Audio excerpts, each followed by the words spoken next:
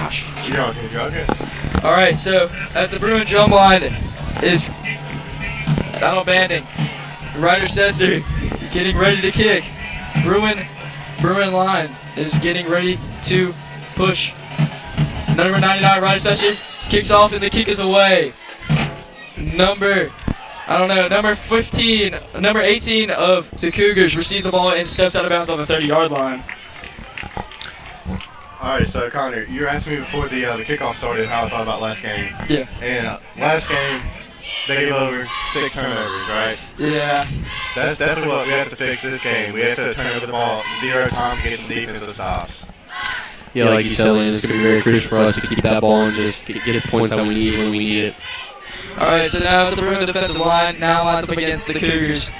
Bruins appear to be lining up in man-to-man coverage. Cougars take the snap and throws for an incomplete pass to number 32. To speak on the defense, gentlemen, I just got to say, last week we really didn't get to see that really good Bruin defense. But I think this week they're going to try to make some stops and get some turnovers going their way. We had a bunch of turnovers going on our offense. Let's see if they have enough motivation, get it on that Cougar offense. Yeah, I think the Bruins both learn. Alright, so right now as the Bruin defensive line lines up again. Bruins are lined up in a 5-4 stance. Tri-County Twins outside the field. Cougars hand off to number 2 as he powers up the middle for a Cougar first down. Yeah, that was bad defense right there. He just ran right to the left side of the defense, right there. Everyone got that first down. That's exactly what we don't need to start off the game. He looked to be stopped by number 8, Noah Chaplin. But boys, I just want to say, the Bruins have a bunch of playmakers on this squad. That defensive and offensive line are two very important factors on this team. Let's see them get some work done right here. All right, Bruins line up in man-to-man coverage. Cougars line up, Twins outside the field. They hand off to number 2 as he still powers up the middle. 5 on the 50-yard line. Yeah, it seems that Simpson County is a big rushing team. They like to carry the ball a lot. So I hope the Bruins have adjusted their defensive strategies to stop the run game tonight. Yeah, well, it's going to be crucial for us to stop that run. Last week against Tri-County, we couldn't really get that run down. They just seemed like they were just running on us the whole night. If the coaches, adjust to it, I think it will be going our way. All right, Bruins line up, man-to-man coverage. Linebackers in the back with number 15, Chris Watson, as a safety. Number 2 hands off to their quarterback, actually, for a gain of 2, making that 3rd and 3. Yeah, that was good pressure by the defense right there, Connor. They flushed the quarterback out the pocket, and he had to end up running for a short gain. That's exactly what we needed to do all game. Yeah, Landon, like you said, man, if we can just keep this going, get more stops, stop them right here, get some early points. The Bruins are going to get the ball at halftime, so that's something to keep in mind. But right now, we need to make the stop. All right, Bruins lined up as a blitz. Simpson Academy lines up with their receivers, lined up with their linemen, and that is a Bruin sack. That was a great backfield tackle right there by number 4, Day-Day? Yes, that was Day-Day. Yes, number 4, Day-Day. That was a great backfield stop right there. That's what we need. We need a turnover, and that's exactly what we got on the 4th down right there. Good job by the big man. All right, with your receivers in the backfield, number 3, Carter Walker, and number 15, Chris Watson. As the Bruins, they go for a fake play as they try to get the first down, and they do. And number 22, Demaria Davis, stops them right at the 40-yard line. Jimmy, I will say, that was some good trickery, good play calling by the other team. What do you say about that? Yeah, I didn't expect it, Landon. We haven't seen much of that trickery this season against any other teams. Maybe the Bruins can, cook some of that up during practice, maybe try that out some games. But either way, things like that are going to happen. We got 9 minutes and 11 seconds left in the first quarter. A lot of game left, but let's see what we do right here. All right, Bruins lined up in a 5-4 stance. Bruins shuffling. Simpson throws a flick to number 2 as they once again run up the middle, but a flag is down on the field. I believe they're just short of the first down. Yeah, a little bit of laundry on the field. We saw a bunch of penalties being brought on the Bruins last week. Something that, couldn't have been fixed. But maybe seeing some penalties going the other way. The Bruins are gladly going to take whatever they can get and move that. Yeah, Cougar. that seems to be a holding on the Cougars right there, so that's going to bring them back 10 yards from that game they just got, so now they're going to be first and about 20, yeah, first and 20 right there. So that's what we like to see. That's good right there. That's a lucky call, and hopefully we can pounce an opportunity and get a stop right here. Yeah, Bruins, like I said, they're going to take any chances they can get, help themselves out, and this certainly does. All right, Bruins line up in a Bruin blitz once again. They've been doing this pretty often as Simpson's running game is tough. But right now, that is a timeout by the Cougars. One second, I just want to mention our sponsors. If I can get the sponsors, give me a second. So Jimmy, what do you think about this game so far? The Cougars came out, a lot of running, like we knew what was going to happen. If we know, obviously the Bruins know, they're going to keep on adjusting, keep on making the big plays that we need. Sorry to interrupt you right there. I just got to mention our sponsors real quick. Big thank you to our sponsors, actually. So our sponsors are Marquita Bolton, Brian Clark, PLLC, Davis Court Reporting, Davis Williams PLLC, Orange Theory Fitness, Wealthpoint Investment Management, Equity Plus, BB Electric LLC, Bright Business Solutions Incorporation, Dora and Daryl Thomas, the Tice Family and Old Town Cleaners, Dwayne Crum Videographer, Mighty Strong Movers, Letter Protective Service LLC, Total Healthcare Solutions, Matthew Fairburn, Taylor Wellens, Polis and Dewey APLC, and Jennifer Stephen. But right now, the Bruin defensive line is coming right back onto the field, so I can't let y'all speak. Bruins line up in a Bruin blitz once again. Cougars hand off to number 2 as he powers to the middle, intercepting right into that Bruin trap. Yeah, that was a good solid run right there by number 2 for Simpson County. He got about 5 yards on the play, but that's still a good stop, and they still have about 13 yards to go, so hopefully we can get a stop right here and get the ball in offense. Yeah, getting the ball early and scoring early is going to be real crucial for the Bruins to start off the game on the right foot. All right, Bruin defensive line coming back onto the field. Coming in at a Bruin blitz, but covering one wide receiver. Simpson draws back to pass, as he has plenty of time to pass, and number 8 is hit hard by number 8, Noah Chaplin. Yeah, that was a good hit right there by Noah Chaplin. That was a solid hit. I mean, that was a solid 3-yard gain right there on the play. But that was a solid hit by Noah. Great open field tackle, and hopefully on this 30 and about 10, they can get a stop right here. Yeah, no doubt. And great field position for the Bruin defense to work with. They got a lot of space. And, doesn't seem like we have our backs against the wall yet. We're showing a lot of fight, and it's good to see that early again. Yeah, as they're actually placed around the 40-yard line. Bruins line up, man-to-man coverage, twins far side of the field for Simpson Academy. Number 1 drops back to pass. I see plenty of time as he passes to number 32, and he runs up the field, being chased down by number 72, Matthew Blackwood. Yeah, it looked a little sus on the play from what I saw. After the play, Carl Walker did seem like he was getting held. But, nevertheless, stuff like that happens. Good job by number 72, Matthew Blackwood, to get that tackle and not give up on the play.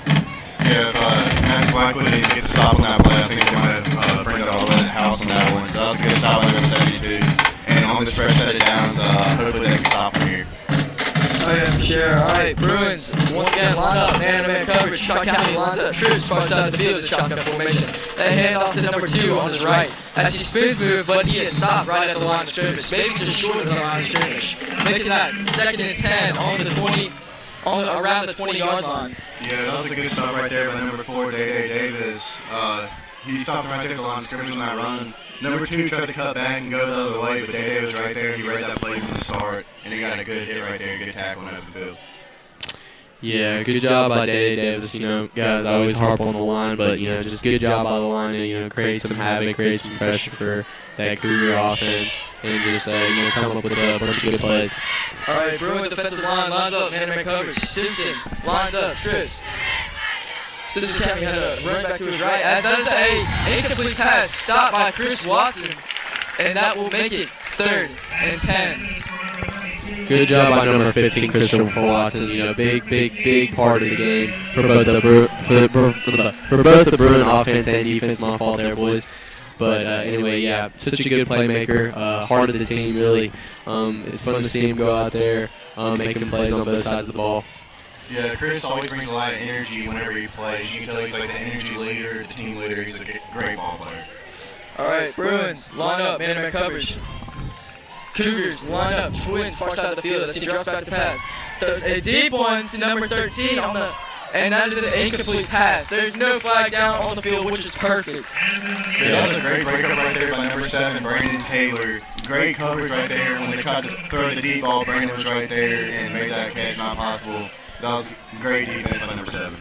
Yeah, BT's had some great coverage this whole year at that cornerback spot. We saw him in a couple games get flagged for some PIs that were very questionable, but good job there to make that legal and just come up with a nice play.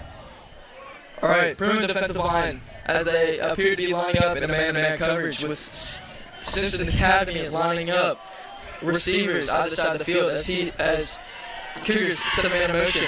He drops back to pass. He's pressured by number 25, John Parker Hornback. As he lobs one to number 2, the running back, and he drops it, trying to make a one-handed catch, but that's a fail. Yeah, that was great pressure right there by number 25, John Bobby Hornback. He got the quarterback uncomfortable, made the quarterback run out of the pocket, and that led to an incomplete pass. So great job by John Bobby right there.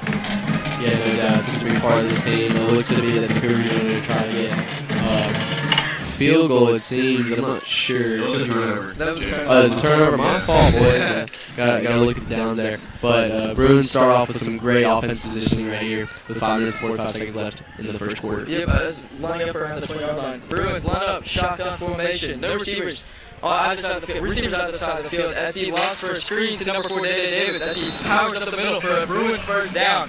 And that first down is brought to you by Davis Court Reporting. Yeah, nice play there. We usually see Dede in the backfield coming up with a bunch of runs. It's nice to see him get that play in the slot, coming up with good yardage. Now I'm gonna pass it over to my boy Jonas Goss. Jonas, how you doing? What have you been seeing, man? I'm good, Jimmy. I've just been kind of watching. Great defense on that first drive by the Bruin defense. Now let's see what this offense can do.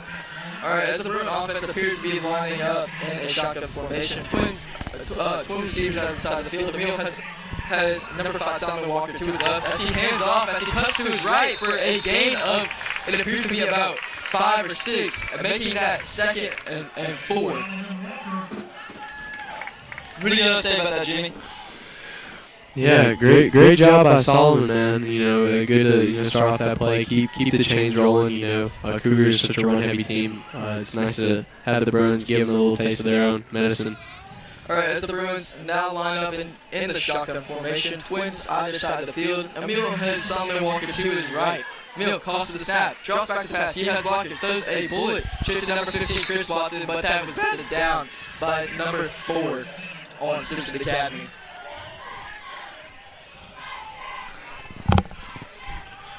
Jonas, what do you got to say about that?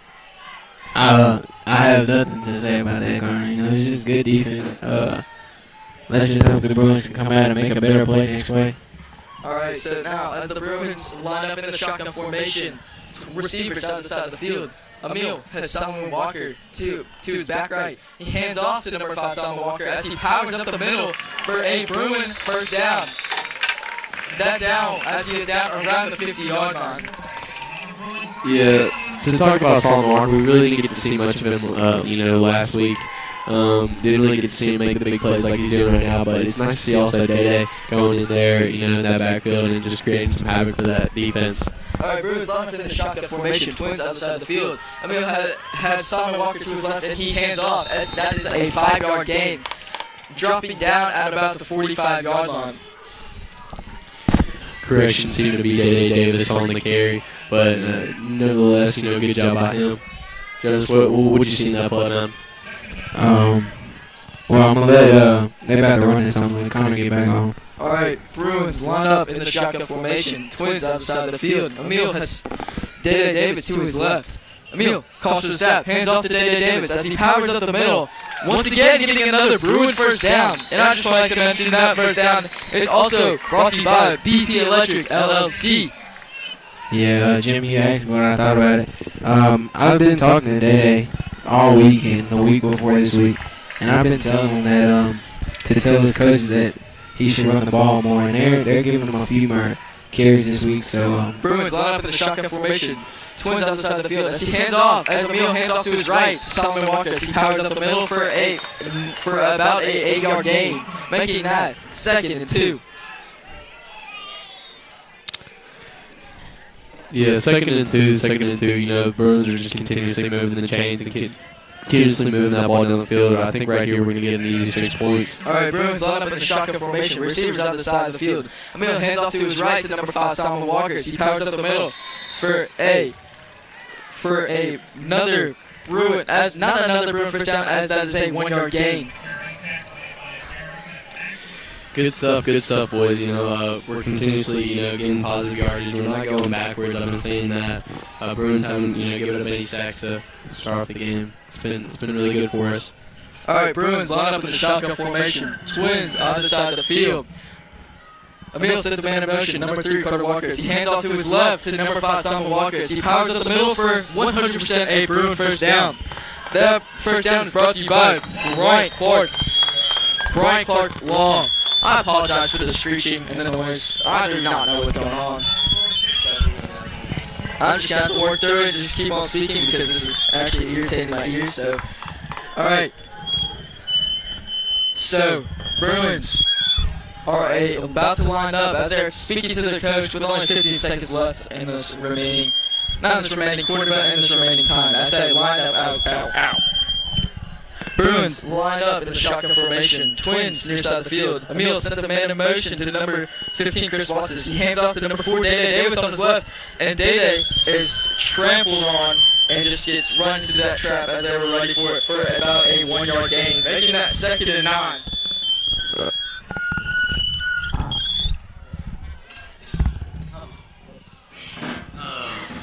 Sorry for the technical difficulties, Bruin fans. We've just been having a little trouble with the audio here.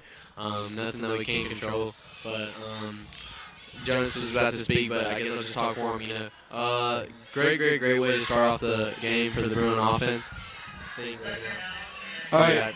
We got 2nd and 8. I'm going to cut you off right there. Bruins line up in the shotgun formation. Twins outside the field. Miller drops back pass with a collapsing pocket. And as he passes to number 15, Chris Watson, as the Bruins will move the chains for 3rd and 4 with a complete pass. 3rd and 2 around the 20-yard line. As the Bruins take a break, we've been seeing some really good offensive schemes from Coach Bond and his gang of coaches, but good stuff all around. All right, Bruins line up in the shotgun formation. Twins on the side of the field. Emil has number 5, Solomon Walker, to his left. He throws deep to I believe that is number 15, Chris Watson, for a Bruin first down. And that first down is brought to you by BP Electric. Once again, a Bruin first down. Yeah, we're having technical difficulties that haven't been fixed, but we're working on it. Alright, as the Bruins will now be lined up in the shotgun formation. Twins outside the field. Emil has Day Davis to his right. He hands off to Day, and that is about a 2nd-yard, about a 2-yard gain, making that 2nd and 8 from the end zone. 2nd goal. I apologize for that. 2nd goal. Great way to start off this drive. Looks to be that Emil and his gang of, Bruins are gonna get some points on the board to start off this game, and keep those good vibes rolling. Yeah, we need this energy. I know the Bruins have the spirit. All right, Bruins line up in the shotgun formation. Twins on the side of the field. Emil has number 5. Number 5, Solomon Walker, to his right. As he hands off, and as he rolls over onto his back for making that 3rd goal. And that is the end of the first quarter. Two score being 0-0.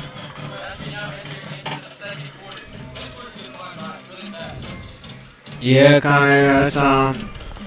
First quarters went by very fast. Citizen Academy did a good job of holding the ball in the first quarter. And I apologize to everyone at home having to hear this. I don't like hearing it either. But we're working on getting our audio fixed on this end. Like you said, Jonas, we're looking to fix this. We always want to give our Bruin faithful, man, at home some good stuff to hear. We work really hard on this. Mr. Catherine also does too. Puts a lot of time and effort into this, and we always want to give you all a good show and broadcast these games to the best of our ability. Alright, I would actually like to mention that Jimmy will, our color analyst will be alternating with Landon Maynard coming on next drive. Right now, the Bruins will be placed at around the 10-yard line, closest to the scoreboard at Bill Rayfield Field. So, as Simpson Academy runs back onto the field, their defense running back onto the field, as the Bruins jog back. The Bruins look pretty hyped up today. I see their sideline getting really hyped up today. So, let's see what the Bruins will offer as their offensive line will line up shortly. I actually have to keep on speaking because they're about to line up. I'm sorry about that, Jones. Alright, Bruins will be lining up in the shotgun formation. Twins, both sides of the field. Emil has number 5, Solomon Walker, to his right. Emil sends a man of motion, number 25, John Parker, quarterback. As he throws the bullets to number 3, Carter Walker. And that is a Bruins touchdown, making the score 6-0. Only 5 seconds into the quarter. Yeah, Connor, great blocking by that O-line. Great job by Emil, scanning, looking at different reads and finding Carter Walker in the end zone. Wide open for 6, and great job by Carter Walker looking the ball in and making the play. Yeah, nice little quick slant route there, just like they do it in Madden. Great job by Carter Walker to catch that ball. All right, as number 12, Cole Spival will be holding the ball. Number 99, Ryder Sesser, winning the kick. Number 12, as the ball is down on the ground. And that is a complete kick, making the score 7-0. As the flag wavers are going back onto the field. As I see Jack Roseman, one of our known flag wavers at St. Joe. As right now we are alternating between Landon Maynard and Jimmy Thomas, so Landon will be speaking. Alright guys, so there's one thing I noticed right there. The first drive is the most crucial drive, I would say. And on that they scored a touchdown. Speaking of touchdowns, I like to tell you our sponsor for the touchdowns, WealthPoint Investment Management.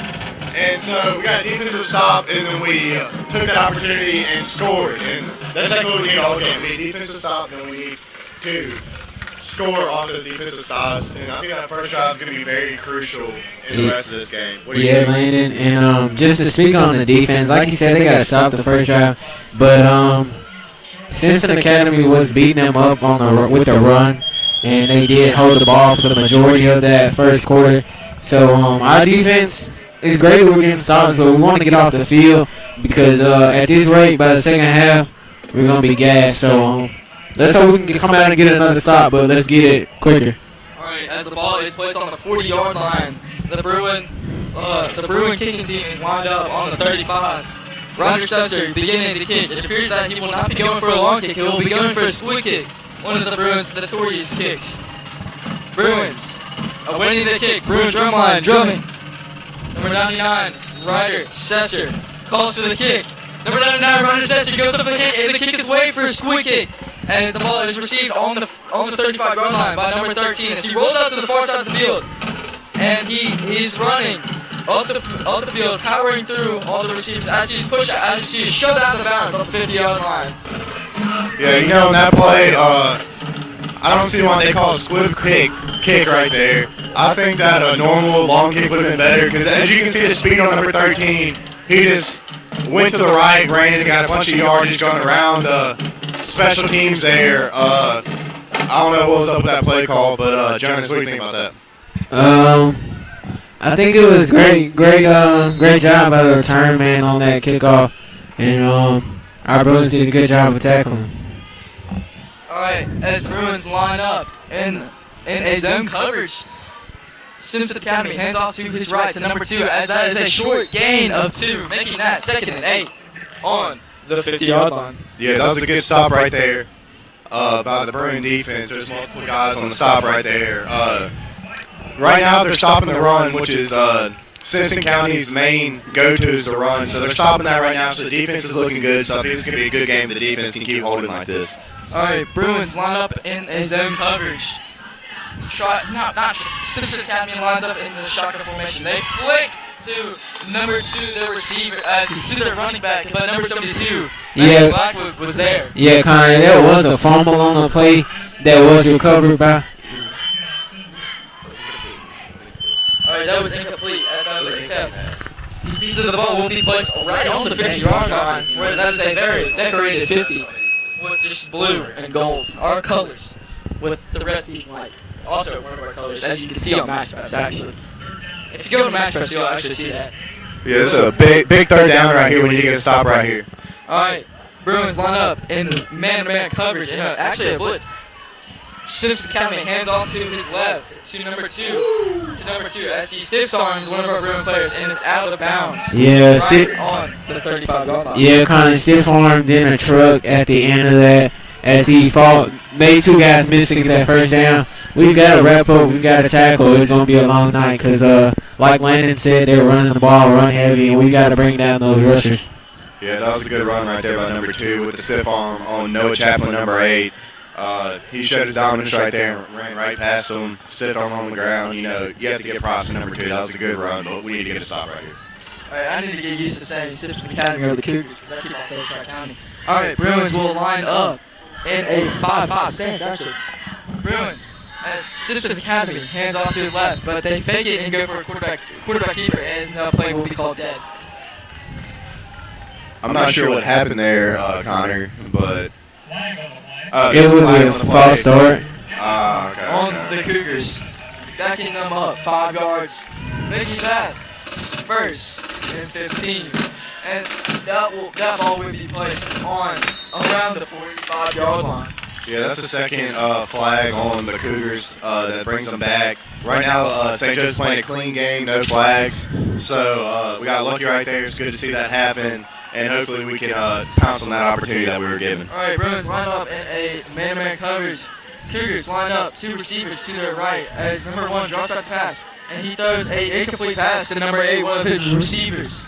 You know, I was going to say, Connor and Landon, they're running a lot of stunts tonight, and they beat the Bruins and caught them sleeping on a few of these stunts, rollouts, and trick plays. So, I guess I'd say way to stay alert by that defense right there and staying on top of the play call. All right, as the Bruin defensive line is getting ready to line up right now, as Simpson County is awaiting that call from their coach. Right now, they're beginning to line up, but they're being a little bit slow. As the Bruins will line up in a blitz. Simpson Academy lines up in the shotgun formation, trips far side of the field. Number 2 blocks from. Number 1 passes to number 8 on Simpson Academy, and that's an incomplete pass, making that 3rd and 15.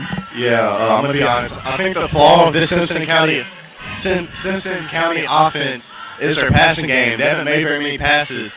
So if we can stop that run, I think this is our ball game to take right here. What's your opinion on that, Jonas?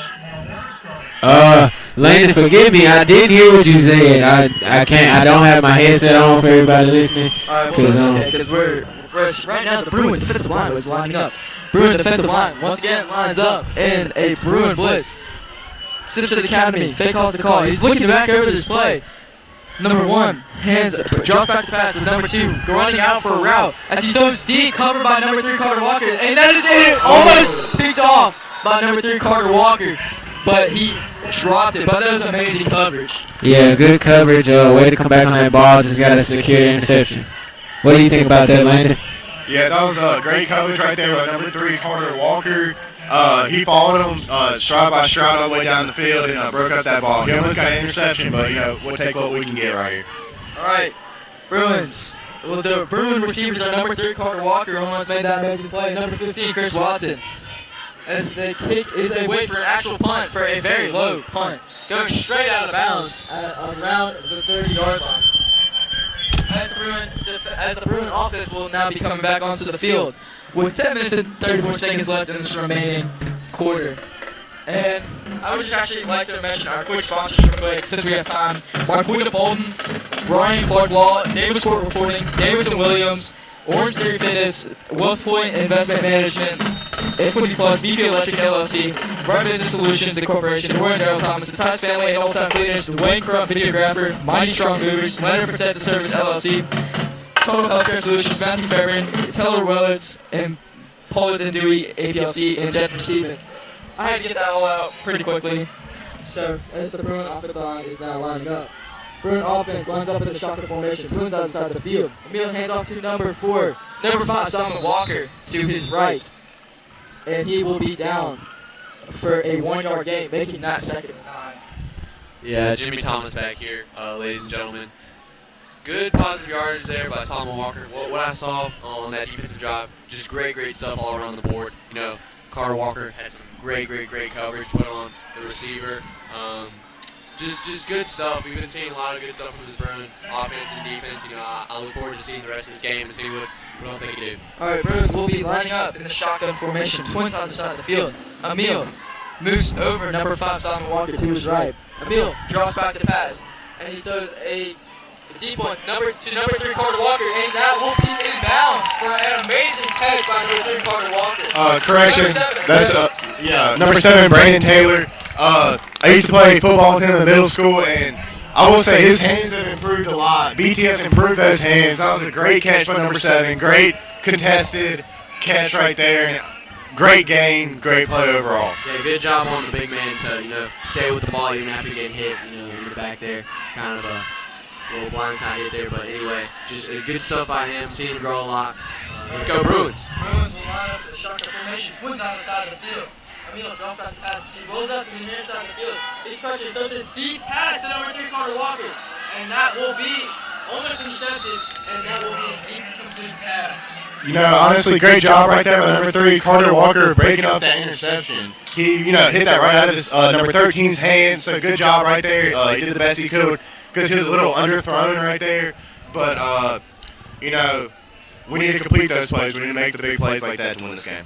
Yeah, even though it wasn't an incomplete pass, we got to see a little bit of that, of the young man's arm. I can't wait to keep on seeing some of that, see him complete big plays like that. All right, Bruins line up in the shotgun formation. Twins on the side of the field. Emil has number 5, Solomon Walker, to his left. Emil calls for the snap, hands off to number 5 as he runs up the middle for almost a Bruin first down. But that will be a 9-yard, but that will be an 8-yard gain, making that 2nd and 2. Yeah, that was a great run right there by number 5. Is that Solomon? Number 5, Solomon Walker right there. That was a great run. Good to see that. And now we got to get this 4th down right here. Yeah, we need this, boys. Come on, Bruins faithful. All right, Bruins line up in the shotgun formation. Twins out of the side of the field. Emil hands off to number 5, Solomon Walker. And he runs up the middle, but number 2, actually no, correction, that was number 22, Demario Davis. He powers up the middle for a 2-yard gain. Demario Davis, throw him out here, man.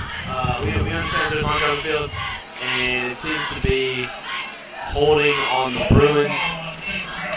Anyway, little 5-yard penalty there, but anyway, like I said, Demario Davis, that dude, it's a grown man right there. Yeah, he's in 10th grade, Jimmy. He's a grown man. That dude's big, great player, great offensive and defensive player. Love to see him out there. He's been doing really well in that running back spot, and we've been seeing him doing some really good tackles on defense. Yeah, that's what we don't need is penalties right there. The last thing we need in this game is penalties. We haven't had any so far. That's the first one, but we have to make this play, make this 3rd down. All right, Bruins line up in the shotgun formation. Troops far side of the field. Emil drops back to pass as he throws a bullet to number 25, John Parker, cornerback, but that will be a drop pass. Drop pass there by number 25, John Parker, cornerback. Might have been a little bit of miscommunication by him and Christopher Watson. Looked like it could have been either of their balls. But, Bruins go out, look to be in the pump formation, look to pull off that ball. But either way, Rice's about to have a booming punt right here, give the defense some good defense position. Actually, that is the first Bruins punt of the night. Bruins will line up, the snap is away, number 99, Rochester kicks off for an amazing punt, straight on the 20-yard line. Number 15, Chris Watson, is right there to place it down right around the 10-yard line. Yeah, he got a really lucky roll on that ball. It rolled about another 5 to 10 yards right there. He got a good roll on that. He did take a little while to get that kick in the air, but overall, good punt. Hopefully, we can get a stop right here and make a play off the stop. And we have 7 minutes 55 left in this game. Let's make something happen. 7 minutes, 55 seconds left in the first half. In the first half, not the game. Correction. All good. Great defense position for the Bruins. We look to make another stop here, get the ball back to Bill Picarella, and we gain playmakers. Bruins, line up, and covers.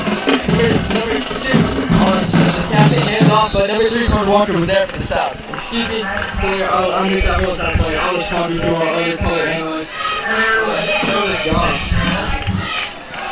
So I believe he will be doing play-by-play for the next half, which I am A-okay with, because my voice is a little bit raspy. So, not a little bit raspy, but you know what I need. You know what I need, John. You know what I need, Jay House. Dancing right now. We know what you mean, Connor. Alright. We got you. Bruins line up in a man-to-man coverage as Simpson Academy hands off to his right to number 2. As he runs down the field, as he is pressured by number 22, Marion Davis. Yeah, good job by number 15, Christopher Watson, to run that man down, call the play off. Man, boys, I know it is very early, but I gotta keep on saying, great defense.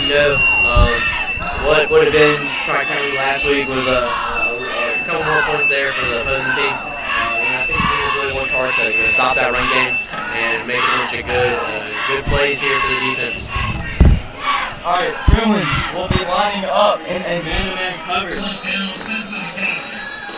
As that play will be called dead, but we do not know. Alright, that will be a timeout on the Bruins. Right now, I just want to mention our sponsors real quick. Marquita Bolden, Brian Clark Law, Davis Court Reporting, Davidson Williams, Orange Theory Fitness, Wealthport Investment Management, Equity Plus, BP Electric, Bright Business Solutions, Doran Dale Thomas, the Tice Family and Old Town Cleaners, Dwayne Crump Videographer, Mighty Strong Movers, Leonard Protective Service, Total Healthcare Solutions, Matthew Fairburn, Taylor, Wellens, Polis, and Dewey, and Jennifer Steven. So, right at the moment, it is 7 minutes and 10 seconds left in this first half. As soon we will enter into the next half with Leonard Manor as your host Leonard Manor as your halftime host. Right now, I believe Joe Scott will be taking over in the next half as he would like to be. I apologize for not screeching. I can hear it. So, Bruins line up in a man-to-man coverage. Number 2, Assistant Academy, hands off, and he is stopped right before the line of scrimmage, backing them up 4 yards.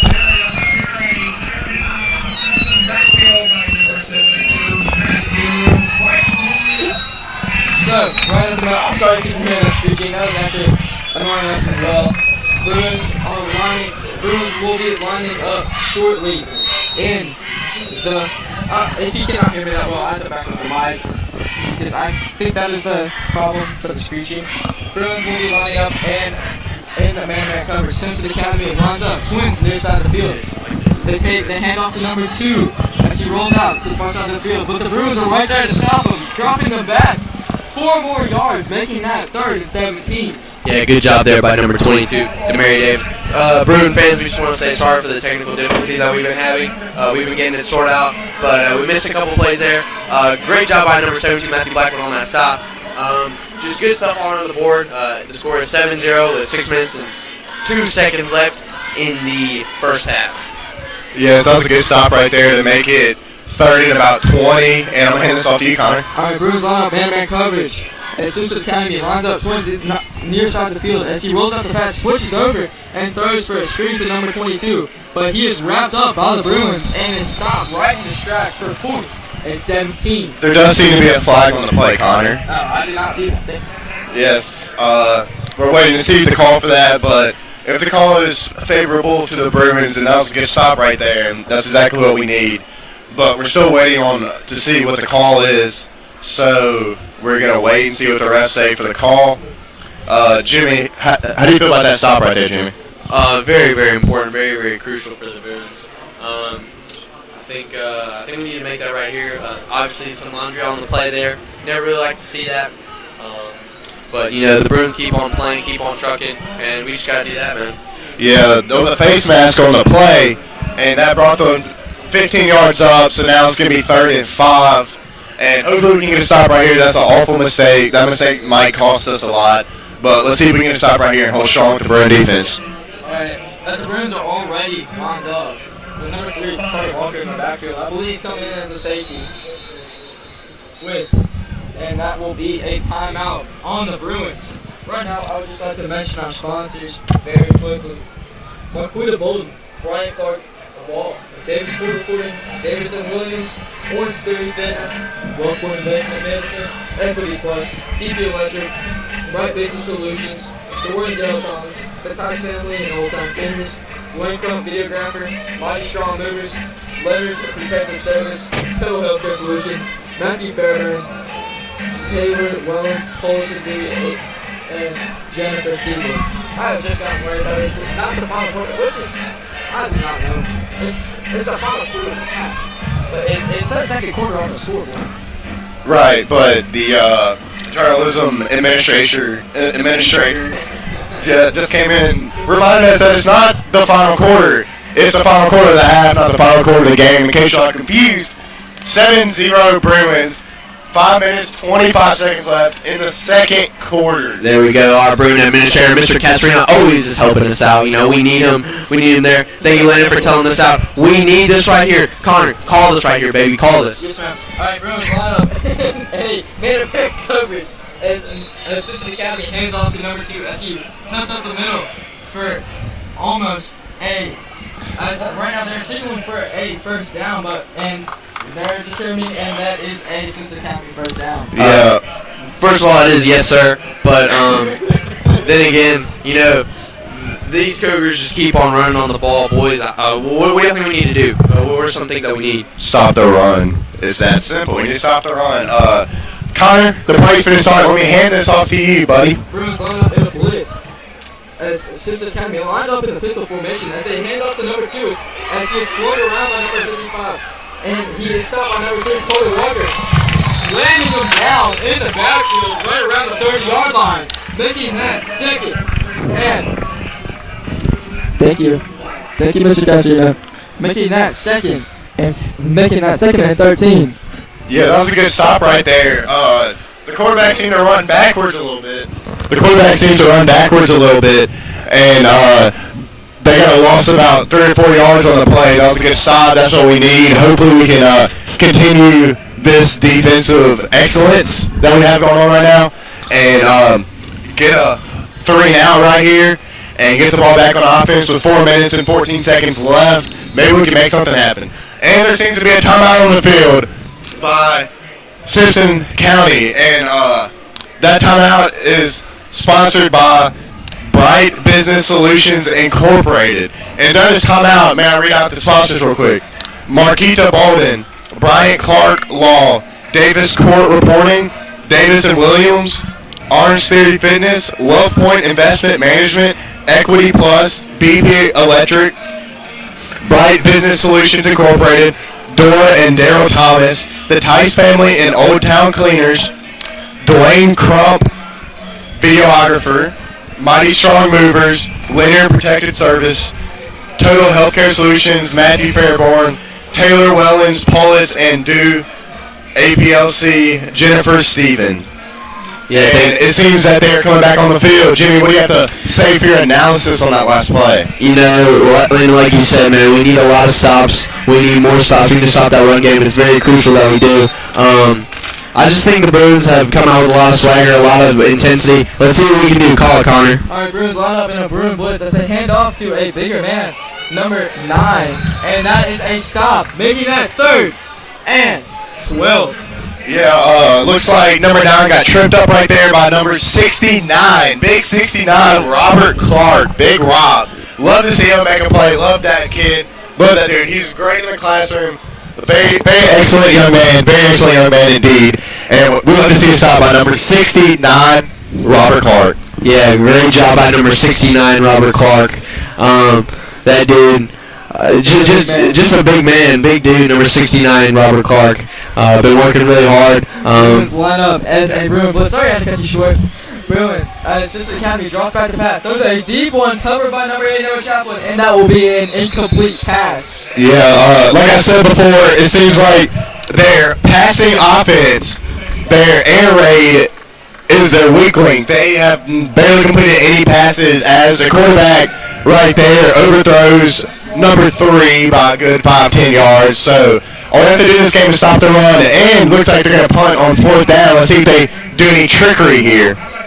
Yeah, we saw that earlier, like you said, Landon. Little to no passes at all this game. Lots of running, lots of what we know what was going to happen. But nevertheless, Bruins have, bounced back and worked really hard this game. Right now at Simpson Academy, their punter is in the backfield, line up at around the 20. The receivers are number 15, Chris Watson, and number 3, Carter Walker. And the punt is away for a very long but corrected punt from last time. The ball will be dropped around the 30, as that will be a fair catch, and as it is rolled around the 20-yard line. Yeah, that was a solid punt right there by Simpson County. We got 3 minutes and 9 seconds left in the second quarter as we see the teams go on and off the field ready to start the next drive. Jimmy, do you have any analysis you have to say on that last drive or anything they need to do? Anything new, we had a long play that got called down because of an incomplete pass. But anyway, boys, we've been working really hard. I'd like to see Emil show off that arm and get some more running in. Give the Cougars a little taste of their medicine and just continuously moving that ball and getting points before the halftime. Yes, indeed, Jimmy. I agree with that statement. All right, Bruins will line up in the shotgun formation. As I said, number 5, Solomon Walker in motion, as he runs up the middle for about a 5-yard gain, making that 2nd and 5. But I can scratch and that's 4 yards. So 6. I mean, that's a solid run right there. 5-yard gain on one run. 2nd down. Hopefully we come with the air raid right here. So number 2, Emil Picarella can show off his magic in this John Bond air raid offense. Let's see what happens here, Jimmy. Yeah, man, I'm excited. We know you're excited, Jimmy. I can hear that enthusiasm, All right, Bruins will line up in the shotgun formation. It trips far side of the field. Emil has number 5, Solomon Walker, to his right. Emil takes the pass. He drops back the pass. Does a bullet to number 15, Chris Watson. He's wide open. As he comes to the near side of the field. He's running, and he must be stopped right on Simpson's 40-yard line. That will be a great first down. Great reception by number 15, Christopher Watson. We've seen him work really hard this game. Just a great throw by Emil Picarella. Great job by, like I say, Christopher Watson to get space, get separation, get that ball in, and, getting some more yards after the play. Great job, Bruins. Yes, indeed. Go Bruins. That's exactly what I said the play before. That air raid offense, that Emil Picarella magic, and that John Bond play calling right there. Really, I called it before it happened, so we like to see that. And Connor, about to snap, so I'm going to hand this off to you. All right, Bruins will line up trips far side of the field. One receiver on the near side. Emil hands off to number 4, Dene Davis, as he powers up the middle, as he is dragged number 24 on Simpson Academy, as he hung onto his foot, as he just ran. Yeah. That will be another Bruin first down. Yeah, it's quite obvious that Day is bigger than the opponents. He ran right through him. And it seems to be a timeout on the Bruins. I'm going to mention the sponsors real quick. Marquita Bolden, Bryant Clark, Long, Davis Court Reporting, Davis and Williams, Orange Theory Fitness, Wealth Point Investment Management, Equity Plus, BP Electric, Bright Business Solutions Incorporated, Dora and Daryl Thomas, the Tice Family and Old Town Cleaners, Dwayne Crump, a videographer, Mighty Strong Movers, Leonard Protected Service LLC, Total Healthcare Solutions, Matthew Fairborn, Taylor Wellens, Pullitz, and Doe, APLC, Jennifer Stephen. Yeah, Jennifer, Steven, all those good sponsors, thank you for everything that you do for us. Stick around, Bruins, with a minute and 37 seconds left. Lynn and I will be conducting the halftime show with our guest, Miss Bellotti, talk about some things, German Fest, what's going on. So just stick around for that. Bruins look to be coming back, get some points before the halftime, 7-0. Just good stuff all around with a minute and 37 left in the first half. I believe that was your very former Bruins, voice of the Bruins mother. All right, Bruins will line up in the shotgun formation. Trips far side of the field, one receiver on the near side. Emil draws back to pass as he throws a lost one to number 3, Carter Walker, and it is caught as he powers through, trying to get that touchdown, and he does. That is another Bruin first down, making that score 13-0. What a catch right there by number 3, Carter Walker. He went up and grabbed that ball. And then when he was getting taken down, he lunged out there, got that touchdown. That's what we like to see right there. Just an extremely athletic play by Carter Walker. That dude's a menace. That dude's a menace to society. Great throw by Emilio Picarella. Good stuff all around, boys. I don't know what to say. We're seeing a lot of great stuff. 13, about to be 14-0, Bruins.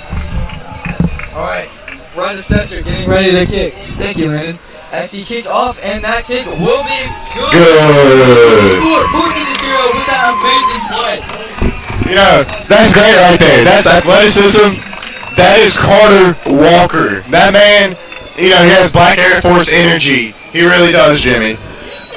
And, he's a menace. He's athletic, huge. He will fight you. He will bring you with him to that touchdown. Yeah, Black Air Forces with the black socks. Could be ankle, could be long. It doesn't matter. That dude does not care about his life. He's ready to put it out all on the line. It seems to be like he was listening to NBA Youngboy before the game. Got really hyped, and it's just doing really good for the team. He was listening to that album for sure. It's becoming a minute as he's listening to it. But yeah. You should get those Black Air Force goods. That would fit his description. Him and number 15, Chris Watson's complete menaces on the field. I'll tell you what, Jimmy. You love to see that. You love to see that athleticism, that power play right there. That's good football right there. We love to see that. And there's a minute, 27 seconds left in the half as we see big man number 99, Ryder Sesser, going up for the kick. Hopefully they'll do a long kick this time to give them some longer field advantage. But we'll see what happens here. Connor, I'm going to hand this off to you. All right, the ball will be placed on the 40-yard line. Number 99, Ryder Sesser, getting ready for that long kick as he has that big step back right around the 30-yard line. He signals the kick. Jimmy Thomas grunting in the mic. Oh, not in the mic, but around the mic. Number 99, Ryder Sesser, goes for that wide step and goes up for the kick for a very long kick right on the 20-yard line. Recovered by number 10 on Simpson Academy as he rolls, number 6 correction. As he rolls out to the far side, he misses one tackle, and he is tripled by the Bruins, getting stopped around the 40-yard line. Great return right there, honestly. I mean, look, it was a good return by Simpson County, but with the minute 17, they're just not going to have enough time because, they can't throw the ball at all. So the clock's going to continue running, so they don't have enough time. But we'll see what happens. But this Bruin defense looking strong tonight. Jimmy, what do you think is going to happen here? I just think this Bruin defense is about to make this stop. Get the ball after halftime. And, maybe something might crazy happen. Might get the ball back, score another point. Maybe. Bruins will line up in a Bruin blitz. Simpson Academy hands off to number 2, but that is a quarterback keeper as he faked me out. And that will be a 5-yard gain, making that 2nd and 5 right around the 45-yard line. I mean, I will say it was smart to run out of bounds right there, but it's not going to be enough. With this Bruin defense, they're going to get a stop right here, have all the momentum going into halftime, then come out and they're receiving the ball at halftime. So I think it's going to be a great game. Great way to start the first half and the second district game of the year.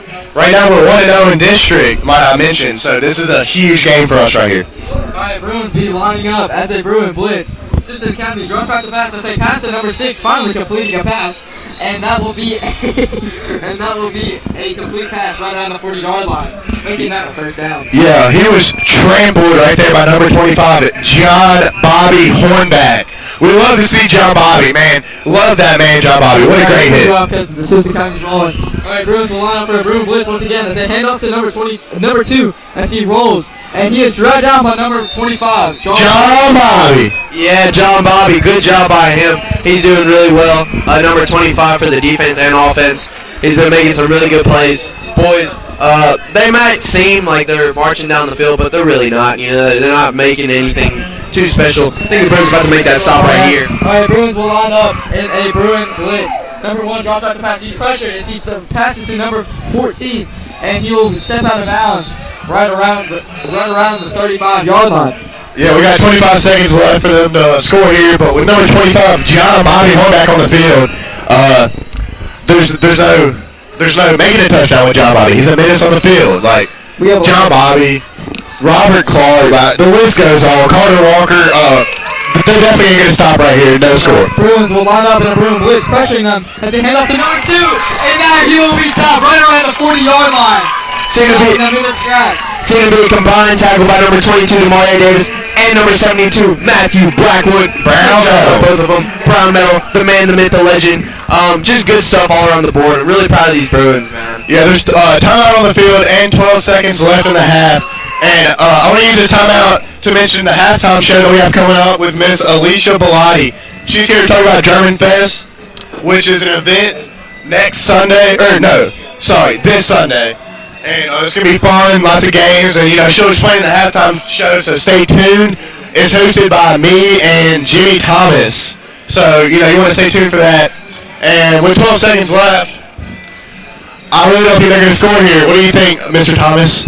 No, I do not think so. They might just come out, try to get that Hail Mary or something going, but you never know. I think the Bruins might swat that away. Maybe pick that up. Maybe take that to the house. You never know. We're having a lot of fun here. 14-0, 12 seconds left in the first half. All right, Bruins and Simpson Academy coming back onto the field with Jonas behind you, as I can see you in your reflection. I was looking at the clock. All right, Bruins line up in shotgun, and Bruins line up as they pass to number 13, Simpson Academy, by the way, as he runs. And he will step out of bounds with 5 seconds left in this remaining quarter. That did put them in field goal range with 5 seconds left. Getting a little nervous here. But I say true to my claim, they're not scoring. It's as simple as that. Now with number 25, John Bobby Hornback on the field. Your favorite person? Yeah, John Bobby's going to stop that every single day. Just good stuff by everybody. Just this Bruin team has been having a lot of fun tonight, a lot of swagger, coming back from that Tri-County loss, but that's in the back. Let's see, Connor. Line up in a Bruin blitz as they drop back to pass, as he's pressured and throws for almost a big pass, and they will run in for a final touchdown. As they now head into the that's not good. That's not good. Yeah. Well. That's okay. We get the ball next half, and we're just gonna bring all the energy we need, and we're all gonna be good. Yeah, unfortunate series of events that led to the end of the first half, but nevertheless, all good. We're gonna get the ball back. And we're gonna score. Yeah, for sure. All right, so it seems to be 0 seconds left. Connor, I'll hand this off to you. All right, so as the Bruins line up and the kick is away, almost blocked, and that is a perfect kick, making the score 14-7. With 0 seconds left in this remaining quarter. As we now in this remaining first half quarter. Excuse me. So, with our flag waiver on the 50-yard line, I will soon be handing this off to Jimmy, I believe. I'm not completely sure. I have no idea. With our halftime sponsor being Miss Bellotti. Yes, we'd like to welcome Miss Bellotti into the box to talk about the halftime show. Hey, Miss Bellotti. How you doing?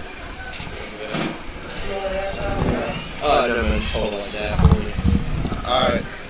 It's halftime here at the St. Joseph versus Simpson Academy game. We are here at Bill Rayfield Field, and welcome to the Brian Clark Law Firm halftime show here on the Bruin Sports Radio. Joining me in the press box tonight is Miss Alicia Bellotti and my co-host Jimmy Thomas. Miss Bellotti is here to talk to us about the German Fest at St. Joseph Catholic Church in Gluckstadt. The fest has gone on its 3rd decade of this event. Miss Bellotti, thank you for joining us tonight. Could you please tell us more about German Fest? Okay, well, thanks for having me on the show. I'm very excited. German Fest is held at St. Joseph Catholic Church, and this is our 34th year to have the festival. So we're very excited to be doing this again this year. There's going to be tons of food and games for the kids. There's going to be a country store. There's going to be beer and wine for the adults. There'll be Pepsi products, soft drinks, Gatorade.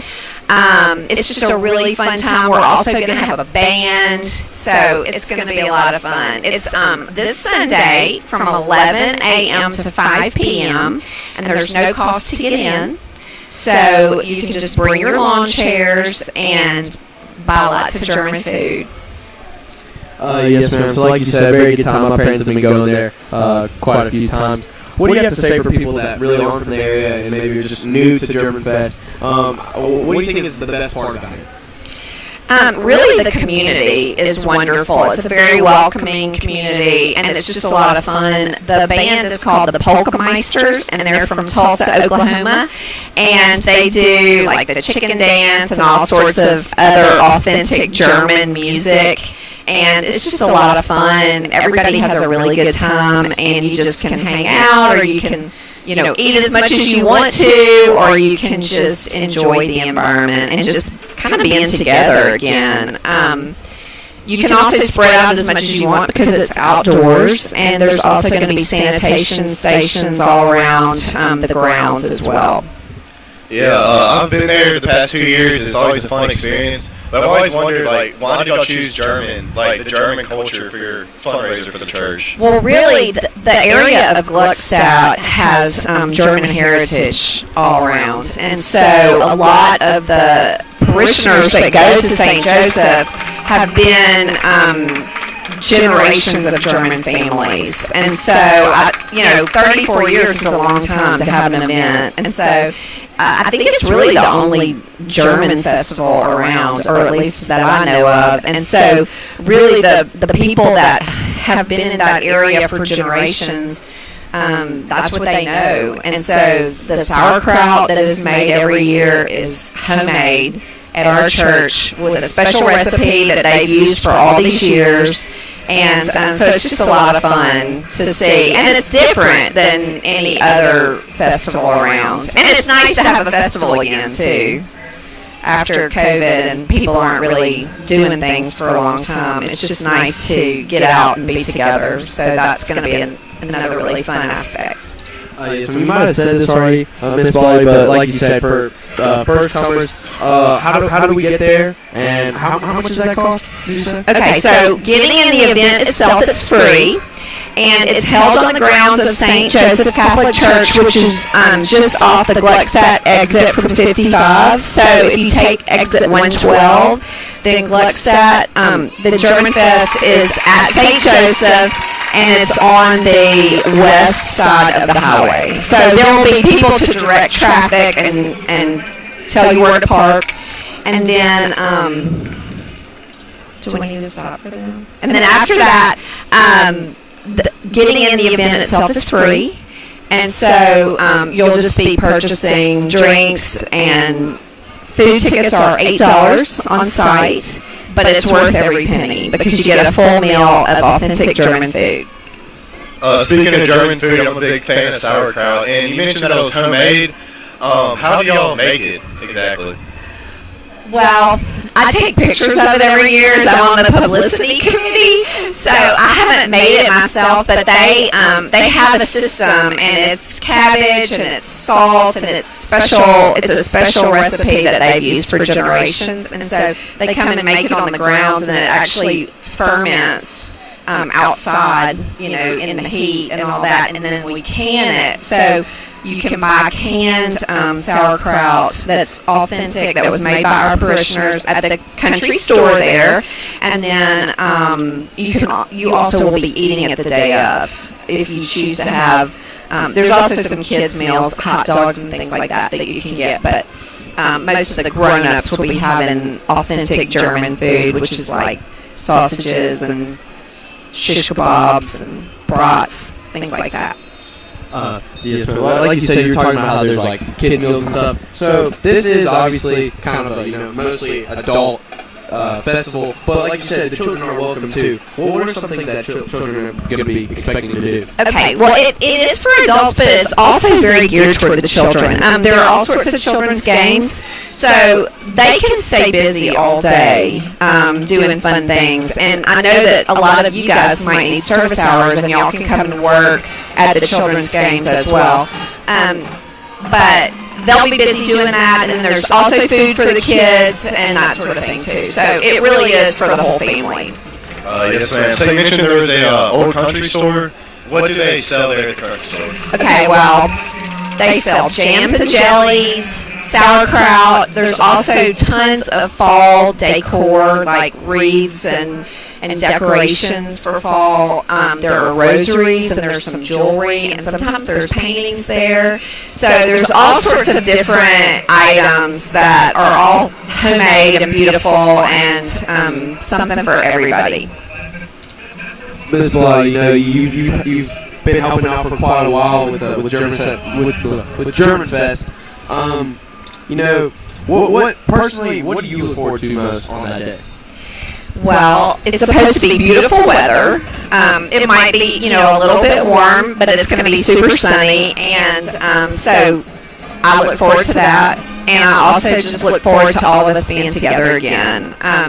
We didn't get to have it last year because of COVID, and so this is like an extra special year, really, when you think about it that way. So I think lots of people are excited in the community and also at our church, and so. But it's for everyone, not just our church members. So I hope everybody will come out.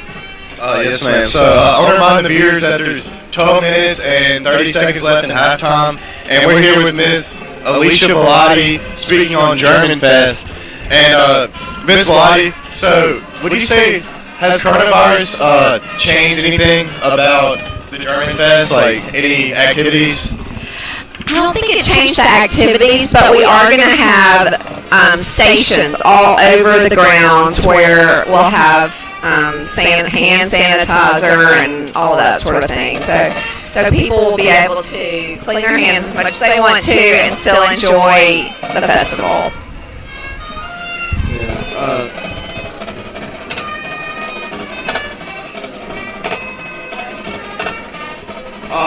Miss Body. So, just a couple more things. How long will the day last?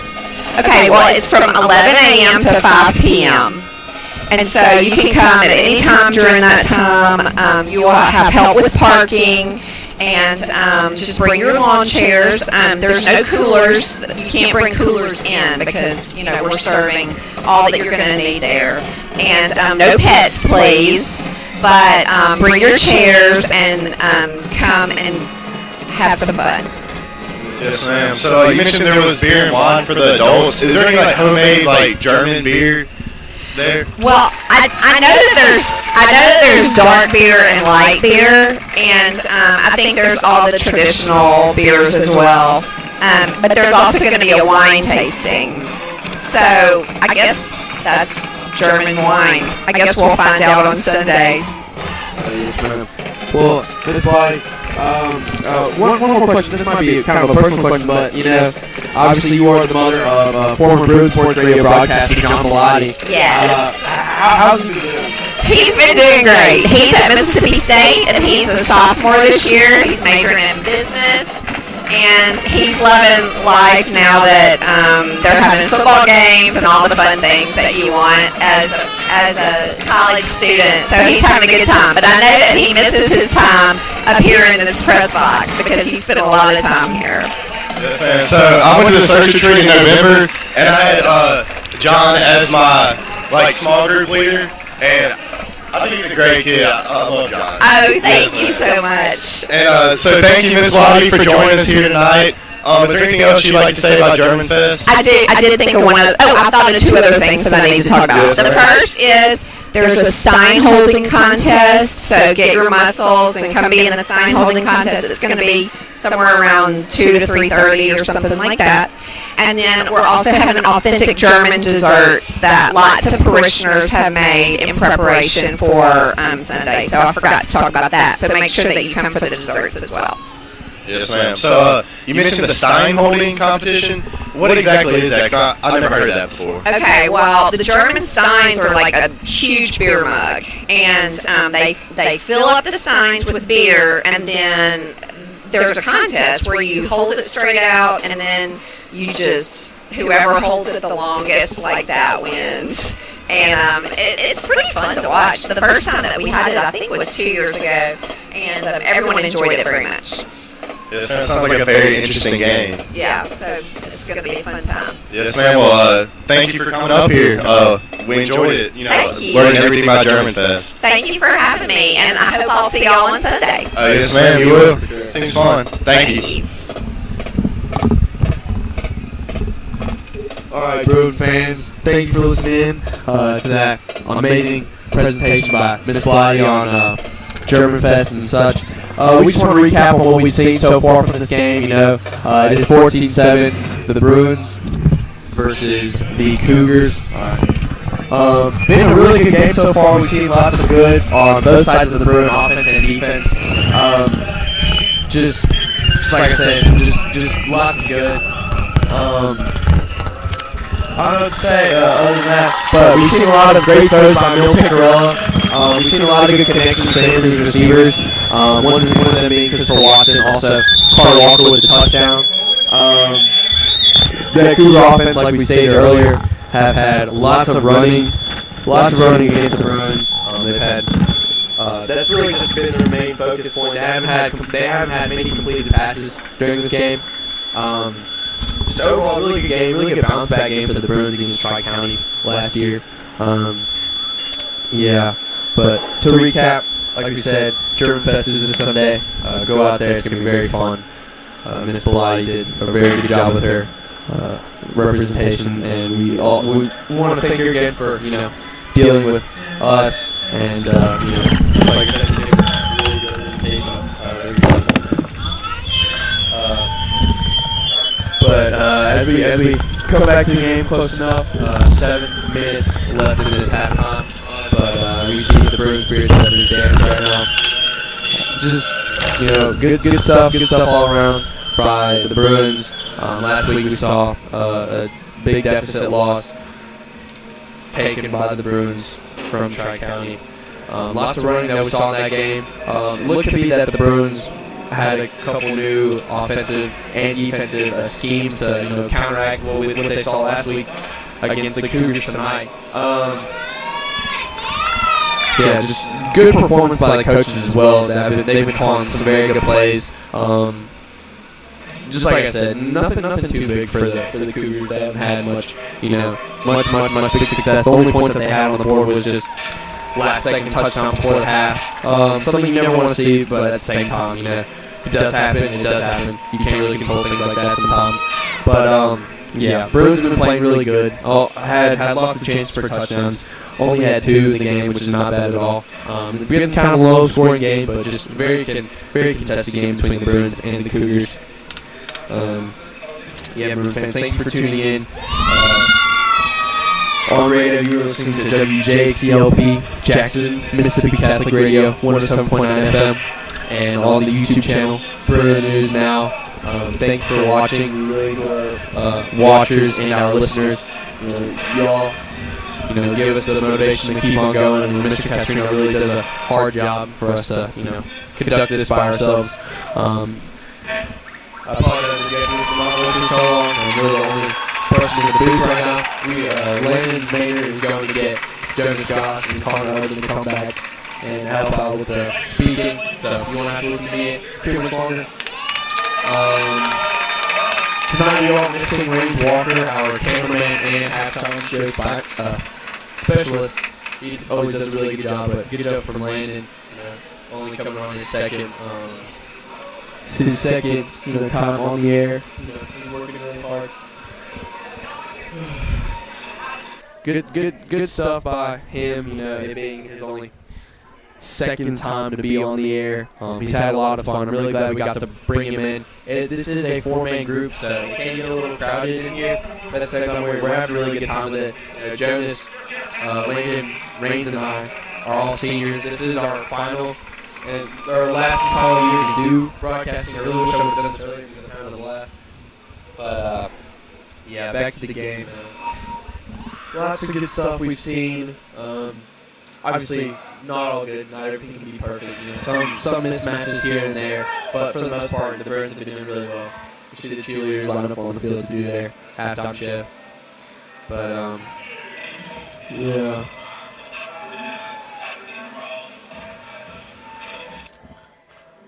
Pretty good crowd out here for the Bruins. You know, nice job by the Bruin faithful to come out tonight.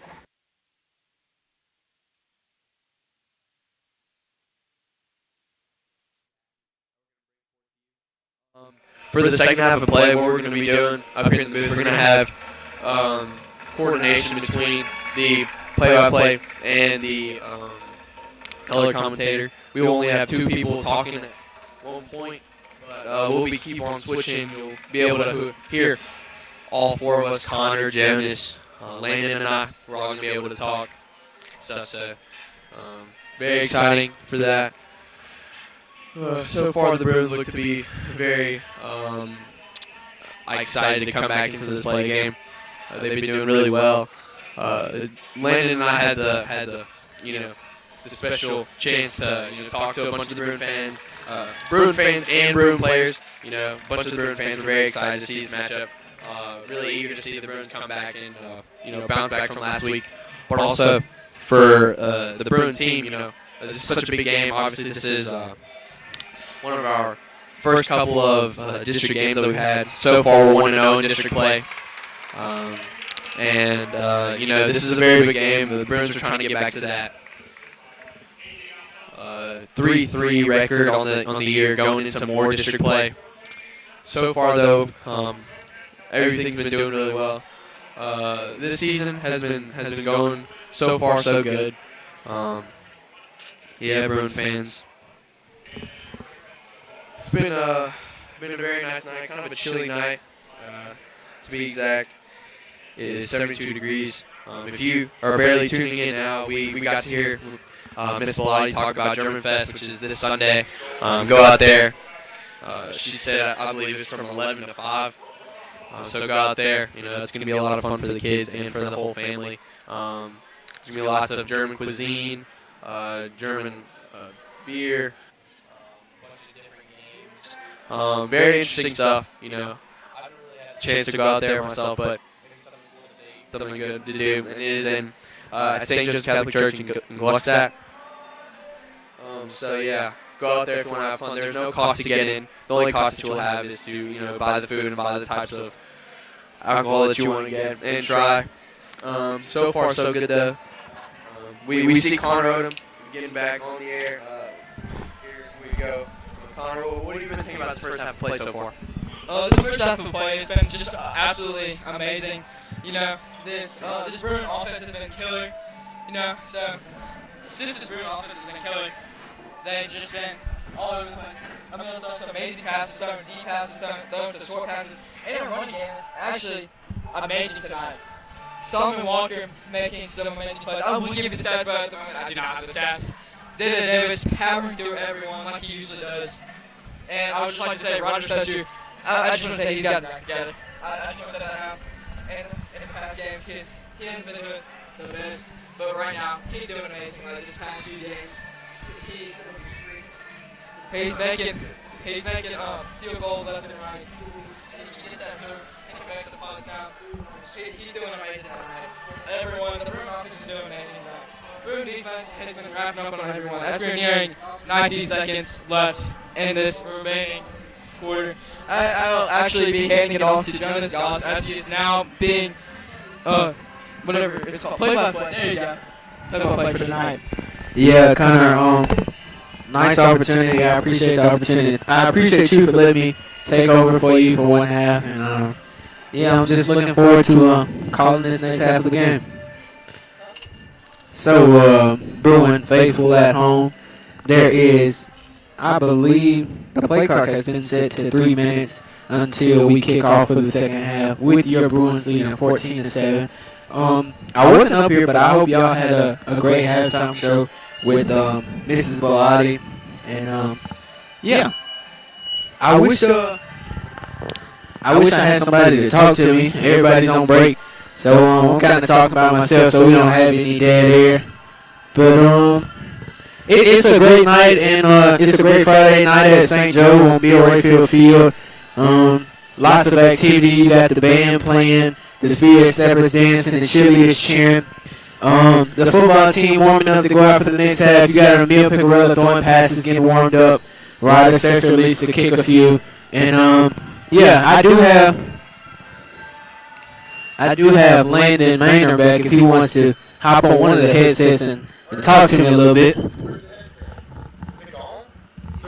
Is there only 2 headsets?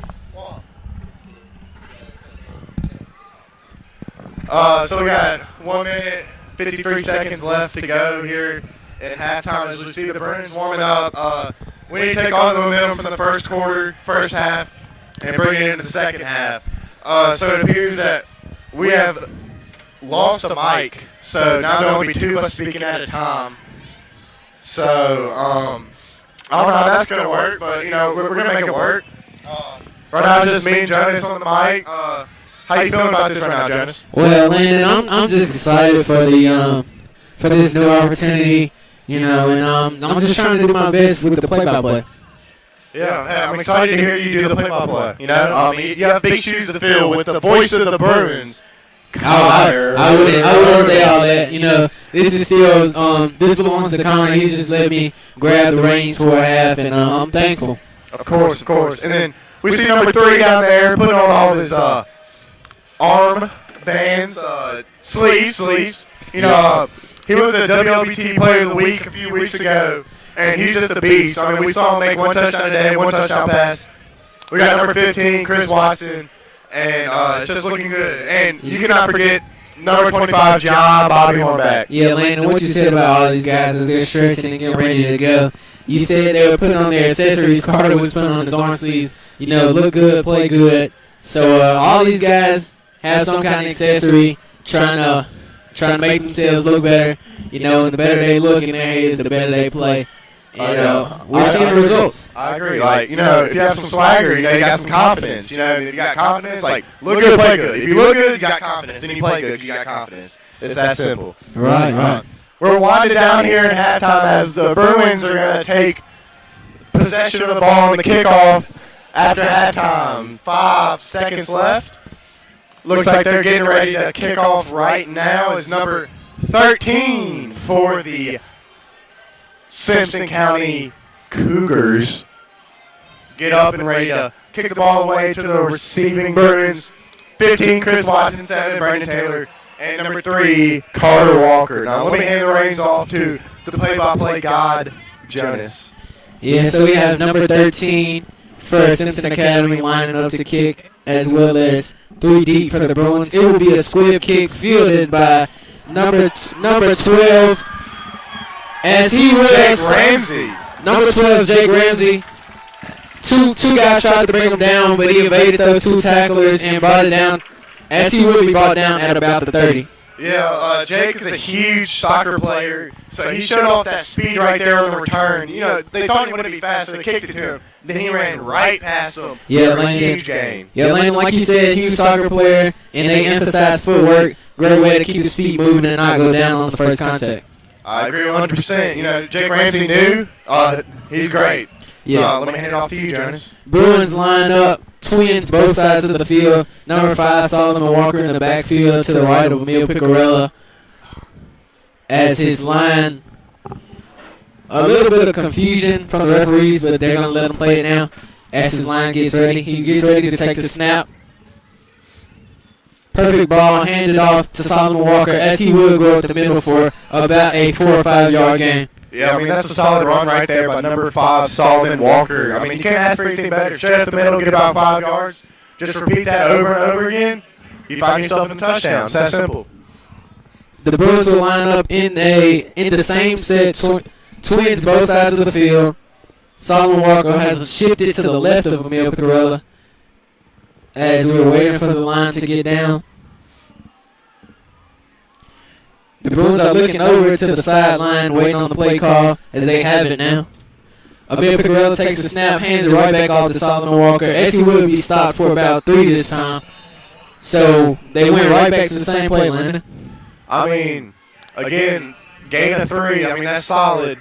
But right here on 3rd down, we need to convert as they're bringing in number 4, Day Davis, and they're running back. He's also a big power runner, so we'll see what they do right here. If it was me, I'd probably run the ball straight up the middle, get it 4 or 5 yards, and get a first down. The Bruins saying the same set twins on both sides of the field. Day Davis in to the left of Emil. He takes the snap, and he will run up the field for a first down. About a 5-yard gain there. Losing the first tackle, and we're waiting to call. That will be a first down. I mean, I called that before it happened. Run the same play with big number 4, Day Davis, right up the middle, and they gain that first down. Speaking of first down, the first down is sponsored by BP Electric.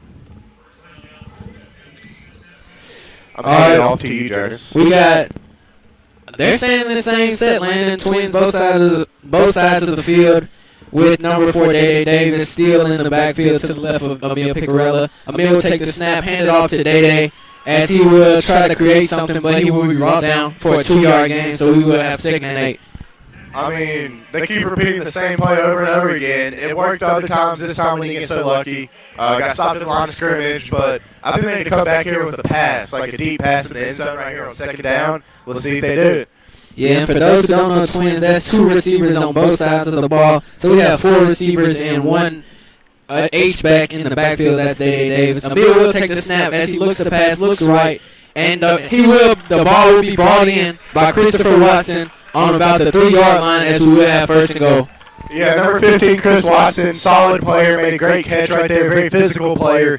Got real close to the end zone right there. But overall, great play, great catch, and we love to see the athleticism of number 15. We stand this twin set. Walker, Taylor, Watson, Hornback out wide with Day Davis to the left of Emil Picarella. Carter Walker will come in motion, and the play will be blown dead right as the snap was called. If I had to guess, Jonas, I'd say false start, but we'll see what the rest have to see right here. It seemed like they're attempting to do a jet sweep by the slot receiver, number 3, Carter Walker, with his speed to get across the corner into the end zone. And they brought him in motion.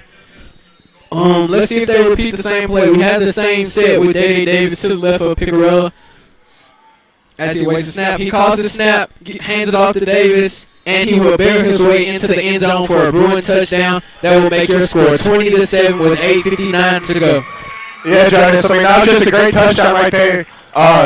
The defense got all sides, so we got extra yards right there, and all we needed right there was big physical number 4, Day Davis, to punch it in and, get the touchdown. As we wait for number 99, Ryder Sesser, for the PAT. The snap will be handed by number 12, Jake Ramsey, as he awaits the snap. The snap is off. Sesser kicks it right through the middle for a successful field goal attempt. So that will make your score 21-7 Bruins. Landon, walk me through that last possession. Well, I think the key in the last possession was consistency with the run game. They saw it was working, so they kept at it. And then that 2nd down with that big completion by Chris Watson really set us up. And then we got that onside by the defense. And that really set us up, and it was just simple from there. We just run number 4, Day into the end zone. And then, we have another successful PAT attempt by Ryder Sesser. He's 3 for 3 on the game with PAT attempts. Seems to be one of his best games he's had yet without a single miss. And honestly, overall, that was just a great drive, great energy on the drive, and we got to get a stop here on defense. What you say, Jonas? Yeah, Landon, like you said, way to pound the ground game by the Bruins. The coaches saw mismatches, so they kept going to the ground, alternating Davis and Walker in the backfield, giving both of them equal amount of carries, as Davis would end up going in and making a score. And we also saw some good judgment by Emil Picarella, knowing when to hold on the ball and go through his progressions, as he did get a nice 10-yard pass to Christopher Watson to set up that 1st and goal, which they scored on. So we're now awaiting a kickoff by number 99, Ryder Sesser, as we have 2 back for Simpson Academy, number 2 and number 6. We don't have their rosters, so we just are calling numbers. Yeah, I mean, that was a great possession right there. Let's hope we can keep the energy on defense as we wait for the kickoff by number 99, Ryder Sesser. I think we need to stop right here on defense. Yeah, Sesser's walking back, lining up. He will take his 2 steps over as his guys are ready to go make a tackle on the opposite side of the field. As he will start his run up, and the ball is off for a nice boom down the field. The ball will be mishandled by number 6, but he will pick it up, and he's on his return back at about the 30-yard line, and he will be brought down by 3 Bruin tacklers. So, way to go defense, way to go and tackle. Yeah, I mean, that was a great special teams right there. Great kick by number 99, Ryder Sesser, to set him up. The receiver fumbled the ball, so they made it to about the 20-yard line, about the 20-yard line. And it's just, it was a great defensive stop right there. Great special teams. So now as they line up, I'm going to hand this off to Jonas. Tri-County's looking to their sideline as they have a little bit of confusion. We see 3 receivers out wide for them, 1 on the opposite side of the field. The Bruins will be in a zone coverage. As the ball is hiked, the quarterback rolls out to his left. Option, he pitches it to number 2, and he will be brought down by number 25, John Parker Hornback. So we see the option coming out to start the second half. How do you feel about that, Landon? Well, we haven't seen the RPO the whole game. For those of you that don't know, RPO is run pass option. So the quarterback decides if he wants to pass the ball, run the ball, or hand it off. Like run the ball himself or hand it off to his running back. So we haven't seen the RPO all game. And, great time reading that RPO right there. And there also seems to be a flag on the field. Seems to be a false start or holding. Yeah, I'm not sure. It was a block in the back on the previous play, so they will back up about 10 yards and attempt 1st and 20. They have 3 receivers out wide opposite the field, 1 on our side of the field. As the quarterback lines up with the halfback behind him, the Bruins are in man coverage. He takes the snap, hands it off, and the running back will be brought down by the first tackle on the play. That is number 22, Demaria Davis. Right. Like I said, Demaria Davis, he's in 10th grade, but he's a grown man. Like, it's crazy. He's a huge dude, only in 10th grade, still very young. A lot of potential. He showed his athleticism right there. Sorry to stop you there, Landon. 3 receivers opposite, 1 receiver our side. H-back back. The quarterback takes the snap, drops back, rolls out to his right. He's still rolling out, trying to find a place for the ball. And that would be a sack by the Bruin defense. That sack is number 72, Matthew Blackwood. Matthew Blackwood, also known as Brown Medal. We love to see that right there. Great player, great guy. We love Matthew Blackwood, number 75. Just absolute great dude. And we love to see him get a stop right there, especially in the backfield. There's nothing better we can ask for Brown Medal right there. Yeah, Tri-County's, not Tri-County, forgive me. Simpsons Academy is looking over to the opposite sideline, awaiting their play call from the coach, as they will go back into this 3 wide out set, our side, 1 wide out on the opposite side with the running back to the right of the quarterback as he waits the snap. The snap comes off. He's waiting in the pocket. Throws a deep ball to number 6 that will be called that was a blown coverage by the Bruins. Number 15, Christopher Watson, is in pursuit, but he won't catch him, as that will be a touchdown for Simpson Academy. That will move your score to 21-13 Bruins. Yeah, the secondary on the defense right there fell apart. There must have been a mishap in the man or the zone defense right there. But the receiver slipped through wide open. The quarterback hit the pass for once. That's the first pass we've probably seen him complete all game. And, he was wide open. Got to give props. That was a great play. Yeah. But, yeah. Yeah, Landon, he sat back in that pocket for about 5 seconds. So there wasn't a lot of pressure from our defense, as there seemed to be a bit of confusion with the blown coverage in the backfield, allowing him to make that pass over everyone's head and allowing number 6 to run in for the score. So we have a PAT attempt by number 13. The ball is away. It looks to be no good, so your score will stay at 21-13 Bruins with 6:50 left to go in the 6:50 left to go in the third quarter. So Landon, talk me through talk me through that last play, that touchdown play with the blown coverage on defense. What do you think was wrong? So, I'm not sure who was defending him. I'm not sure if it was man or zone, but either the quarterback right there got beat off the line and then essentially got dusted by the receiver, or if there was a mishap in the zone defense and he ran through a slip in the zone. I'm not sure, but somehow he ended up wide open. Quarterback hit him right in stride, and it's history from there. They scored, but they did miss the PAT, so it's going to be a 2-score game to get back here in this game. So looking good for the Bruins. Let's see if they can continue with this offensive scheme and the energy they have on offense. Number 13 of Simpson Academy will line up to take the kick, as we have Carter Walker, number 3 Carter Walker, number 7 Brandon Taylor, and number 15 Christopher Watson back to receive the kick. So we're just waiting on number 13 to start his run up and kick this ball off to us. So he will start his run up, and the ball is away. It will be fielded by number 12 Jake Ramsey. So they appeared to bring him down, but he came down on his helmet and stayed up. But they brought him down right after that. So they went back to him on the kickoff, even though he had that explosive return on the last kickoff. I mean, I think number 12 is a little slept on. Even at Tri-County, he got the ball a lot on the kick returns, and he always he's fast, he's quick, he's nimble. He gets a lot of good runs, a lot of explosiveness, a lot of quickness. He's not someone that should sleep on.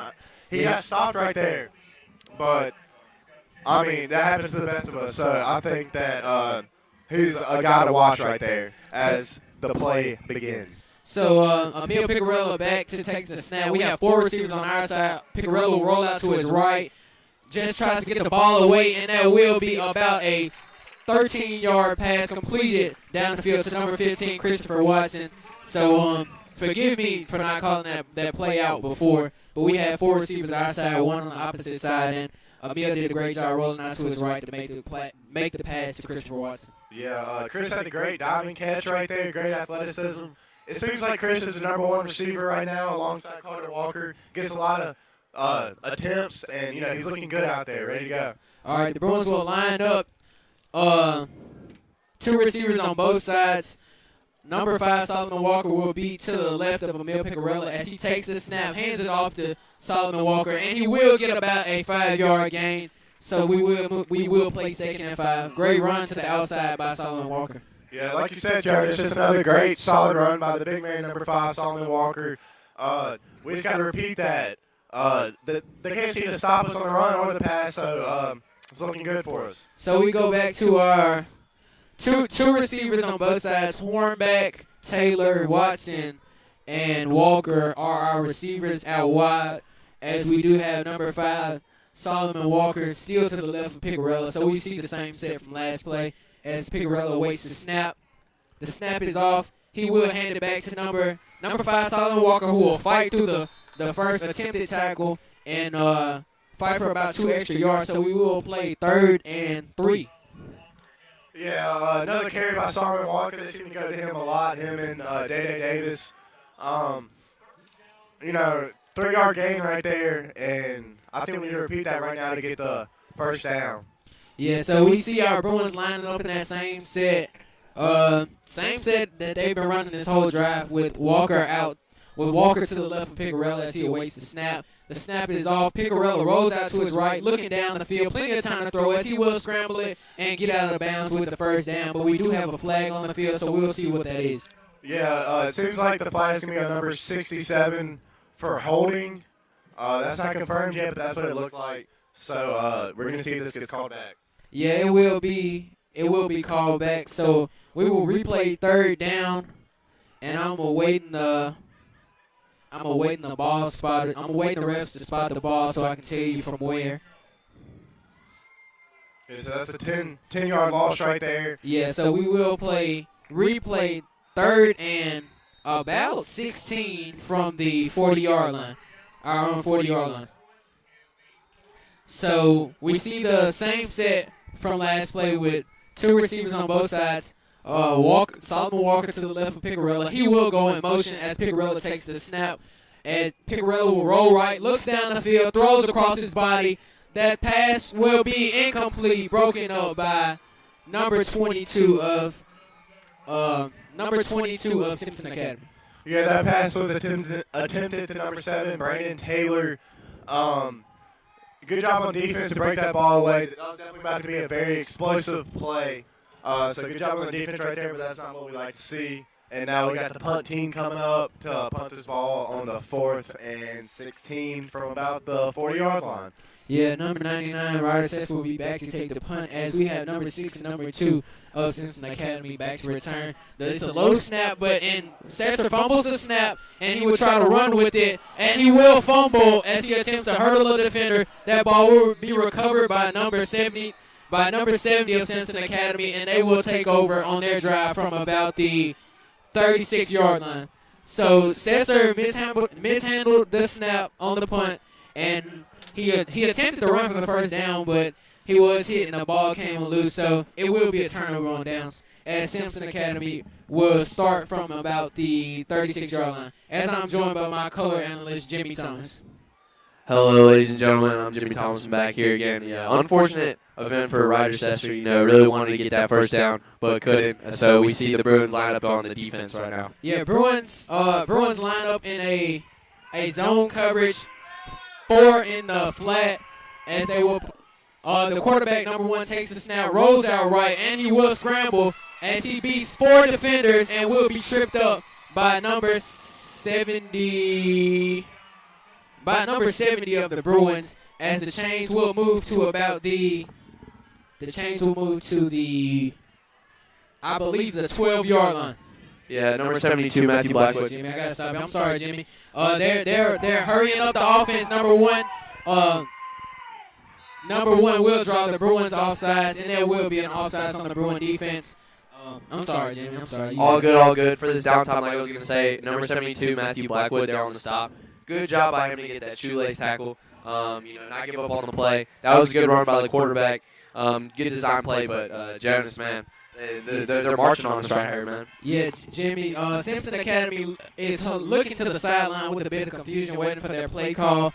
We will see them come out. They haven't came out just yet. I'm waiting for what they come out in. We will see them come out in a heavy set with a loaded backfield, and the ball is snapped and handed off to number 2 as he will run right for about 4 or 5 yards. Yeah, 4 or 5 yards there. Man, they've just been marching on us right here. That running game has been really keen for the Cougars. Let's see.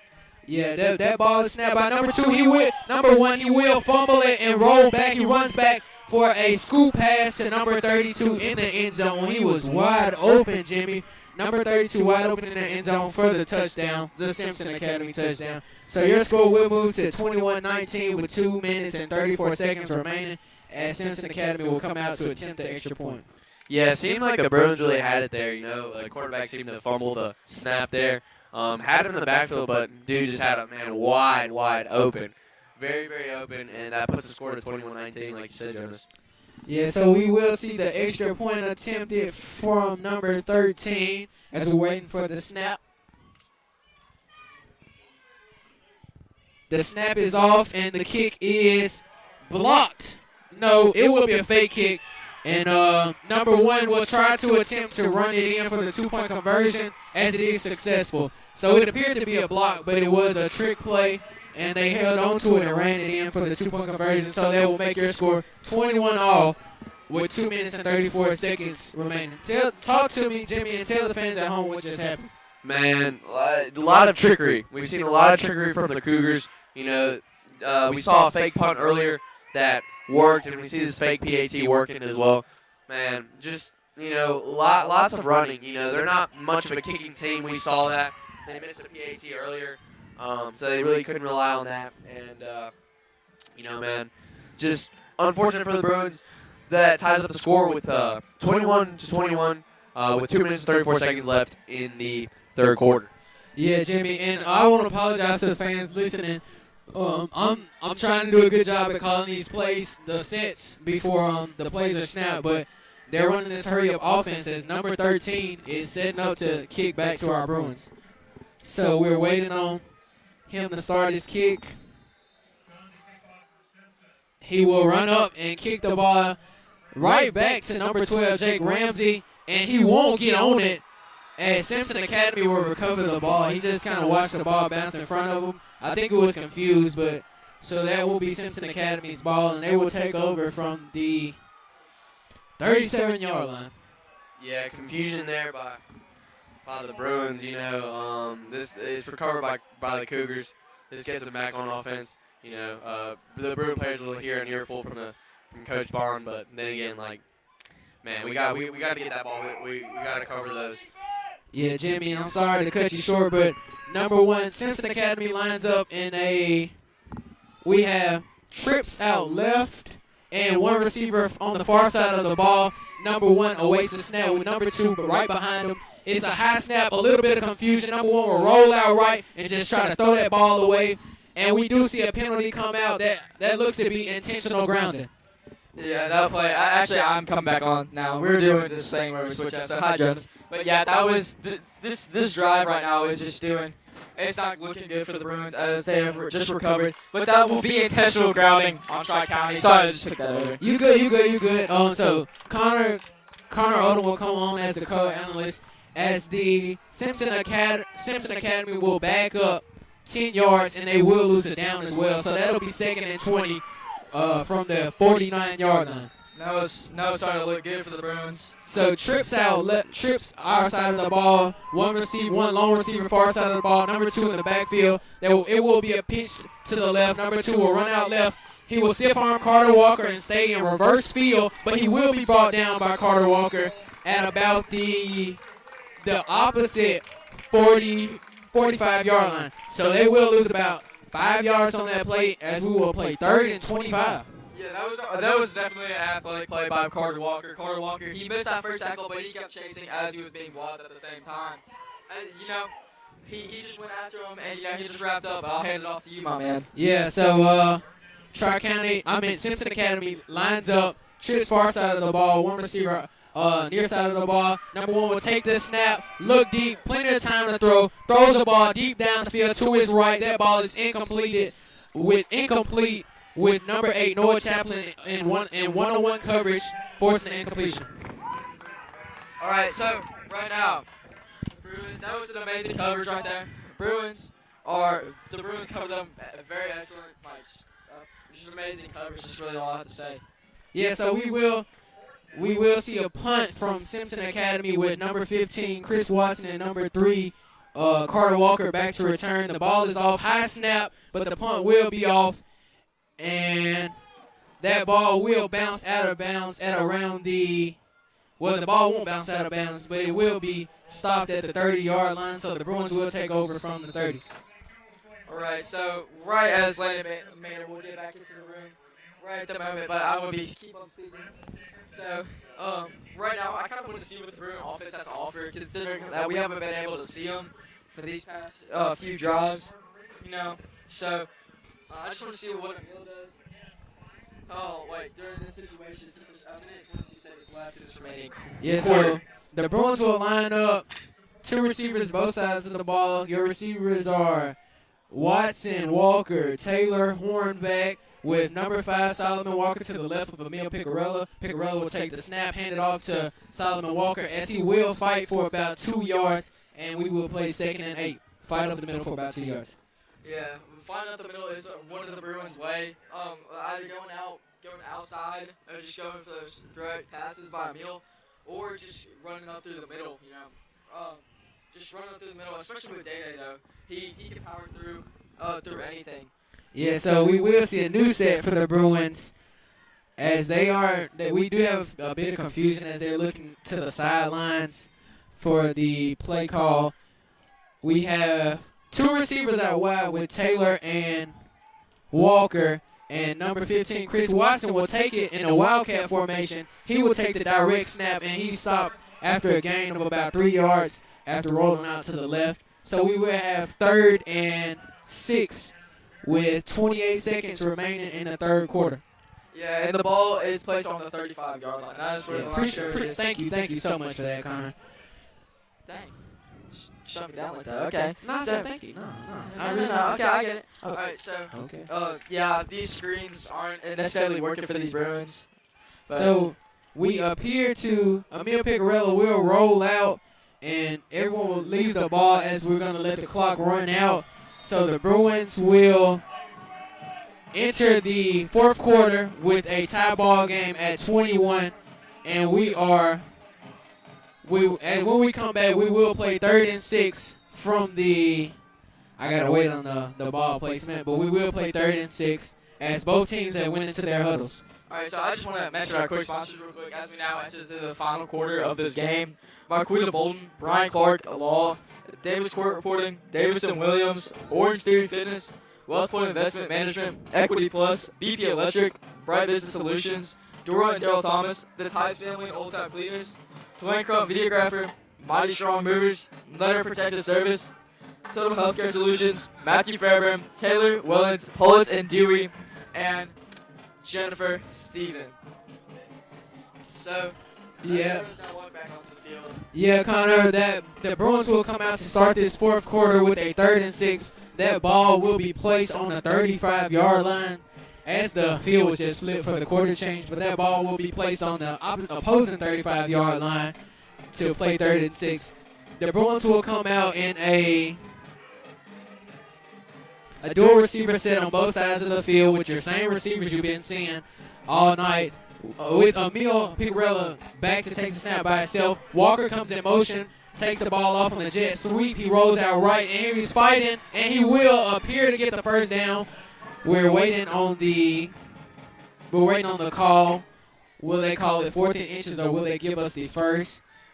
It will be 4th and inches as the Bruins will attempt to make this first down.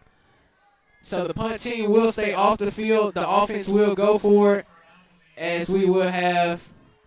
So they just spotted the ball back, saying Carter Walker went out. So we will have 4th and 3 instead of 4th and inches, even though it looked like he got pretty close to that first down. So we have a dual receiver set on both sides of the quarterback. Number 5, Solomon Walker, is back in the backfield to the left of Picarella. Picarella is awaiting a snap, but it will be blown dead. We will have a timeout called by the Bruins as they will discuss this 4th down play even further. So, this is a very tight situation right here. As is 4th and 2, 4th and 3, excuse me. This is just a very tight situation right now. I really don't know what the Bruins are going to do. Are they going to put it in day-day? Are they going to switch up with their Bruin running backs? Or are they just going to go for a short lob or just for a short pass? Who knows? Like, we do not know what will happen. The Bruins are pretty unpredictable with these type of situation calls. What do you think is going to happen, Jonas? Well, Connor, I don't call the plays, so I don't know what they're gonna do. I believe we may see it's about 3 yards, so I think they're gonna either give the ball off with a motion receiver coming across the field, or they might go for a quick pass, or might give it to big number 4, Day Davis, as he is coming back in for this 4th down attempt. So the Bruins will play 4th and 3 on the 39-yard line. So we will see Day Davis in the backfield with Emil Picarella to his left. 2 receivers out wide on both sides as Emil waits the snap. Emil takes the snap and the play is blown dead. Emil handed off the ball, but the play was blown dead. He handed it off to Day Davis, but we do have a flag on the field. So that play is dead, and it will be a false start on the offense, so they'll back up 5 yards. So the Bruins will have 4th and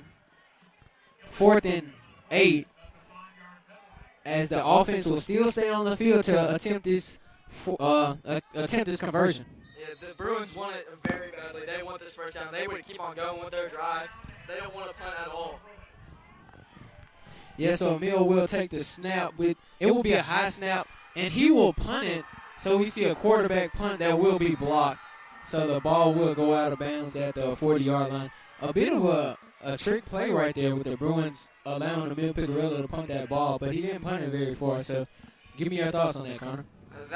Alright, I'm just going to say this now. That wasn't the best call out of the playbook, because Simpson just broke right through that. They saw right through that play. So the Bruins, I wouldn't say that was the best call, but I'm gonna hand it off to you, Jonas. Yeah, so Simpson Academy will line up with trips our side, receiver on the far side, the quarterback with the running back right behind him. The quarterback will take the snap, roll out right, option the ball, pitch it off, and number 2 will fight up the field for about a 12-yard gain, so there will be a Simpson Academy first down. Yeah, so talk me through that option play right there, Connor. All right, there we go. I got my mic on now.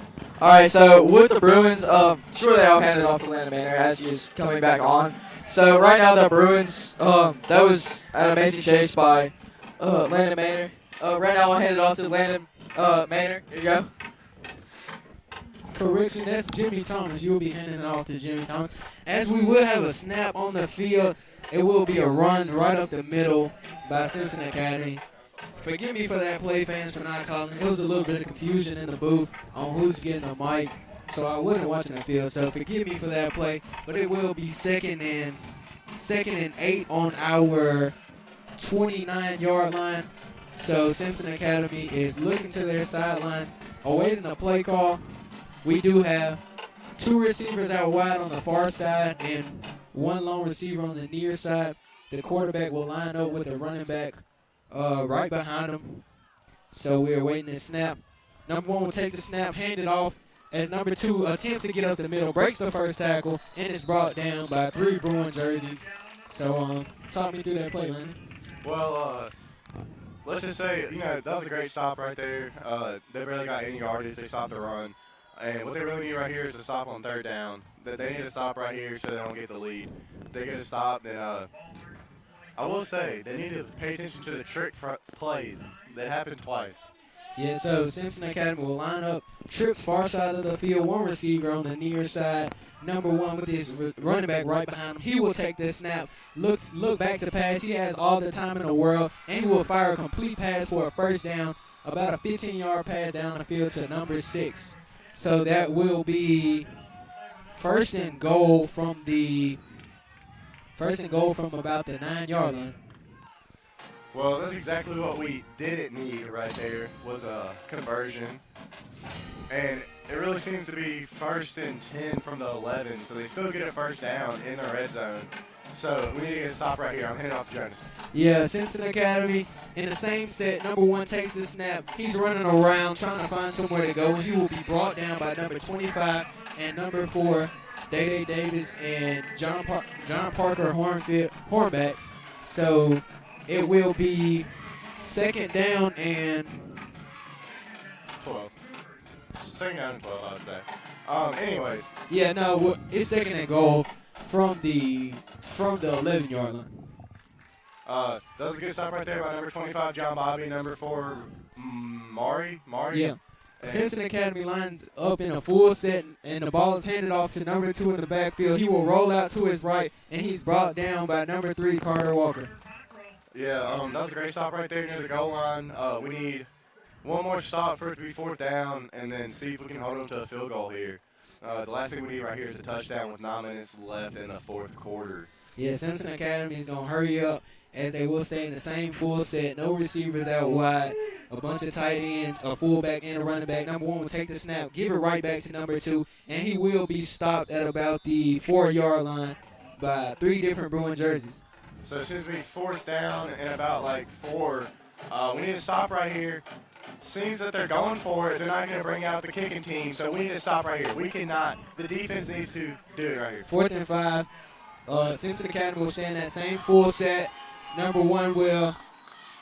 The play will be blown dead as a Bruin did hop over the number 55. Mario Hudson did hop over the line of scrimmage. I believe he was caught off guard by the quarterback's pre-snap adjustments, and that will be 4th down. 4th down and 3. I'd say about 4th down and 3. Yeah, 4th and 3 from the 3. So it's 4th and goal from the 3-yard line. When Simpson Academy will stay in the same full set as it's been working for them. Number 1 will take the snap, hand it off to number 2 in the backfield, and he will be brought down by number 3, Carter That's what I'm Walker. talking about right there. That's what we need. We need that stop on 4th down right there. Look, the defense showed out. We got exactly what we needed right there. That penalty didn't hurt us at all because we got to stop. That's exactly what we needed. Yeah, so number 2 rolled out to his right, and he did try to stiff arm Carter Walker and break through for the touchdown. But Carter Walker, great job tackling and breaking them down for the turnover on downs. So your Bruins will start off with 7 minutes and 59 to go in the game, and they will start off from the 4-yard line with Picarella in the backfield along with Solomon Walker. We see two receivers on both sides. We see your receivers are Chaplin, Taylor, Watson, and Walker with Emil. He waits the snap. He calls the snap. Plenty of time to throw. Throws it to number 15, Chris Watson, as he will try to make a man miss, but he won't. And that will be a second down and 1 from the. I'm waiting for him to put the ball down. A second down and 1 from the 14-yard line. Yeah, I'm going to go back to that defensive stop. That might be the play of the game right there. That game could influence the rest of this game, and it's good to see. Yeah, so 2 receivers out wide. St. Joe stays in the same set with Emil Picarella, and to his left you see Solomon Walker. Emil Picarella waits the snap. He calls Walker in motion, doesn't call for the snap. He takes the snap and hands it off to number 5, Solomon Walker. And he will be brought down at about the it's a pile of bodies. I'm waiting for everyone to get up so we can see the ball play so I can take the yard line. But that will be a St. Joe first down, and the ball will be placed at the 18-yard line, I believe. So that will be St. Joe first down. Ball is placed at the 18-yard line. We see number 4, Day Davis, come in for Walker, and he will join Picarella in the backfield to his right. 4 receivers still out wide, 2 on each side. Picarella will take the snap, looking back to throw. The ball is tipped up, and it won't be caught, so that will be an incomplete pass. And the ball was tipped as he attempted to make that throw. Yeah, I just want to mention that first down was brought to you by BP Electric LLC. And we got real lucky right there on that last play. The ball got tipped. Good thing it didn't fall into the Cougars' hands. I'd say that we need to pass the ball right here, honestly. Yeah, so St. Joe will stay in that same set. 2 receivers both sides. Davis to the left of Picarella. Picarella will call the snap, hand it off to Davis, and he will run to his right for about 3 yards. So that will be third and 6 from the. I'm awaiting the ref to spot this ball so I can tell you where it is. This will be a 3rd and 6 from about the 22-yard line with 6:35 remaining in the game, and your score is 21 all Bruins. So let's see if we can convert on this 3rd down. We see the same set with 2 receivers out wide. Your receivers are Walker, Watson, Taylor, and Chaplin. As they will switch sides, and he will line up on Picarella's right side. Picarella will take the snap, roll out to his left, throw across his body to Christopher Watson, and he will get that first down. Watson looks to be brought down at about the 33-yard line. Yeah, that was a good first down right there, brought to you by BP Electric LLC. And that's what we need. We just need to run time off the clock. 6 minutes left in the 4th quarter. We need to run time off the clock, score right here, then get a stop on defense, and then that's the game. So they will hurry up. St. Joe stays in the same set with Davis lining up to Picarella's left. He will take the handoff and run up the middle for about 2, 3, 4. He hasn't been brought down 5. Run up for about 6 yards on that first down run up the middle. But we do have a flag on the field, so we will see if this stands. I mean, right there was a classic power push all the way past the first down, but there is a flag, so we'll have to see what it is. There seems to be a player down on the field, too. His helmet is off.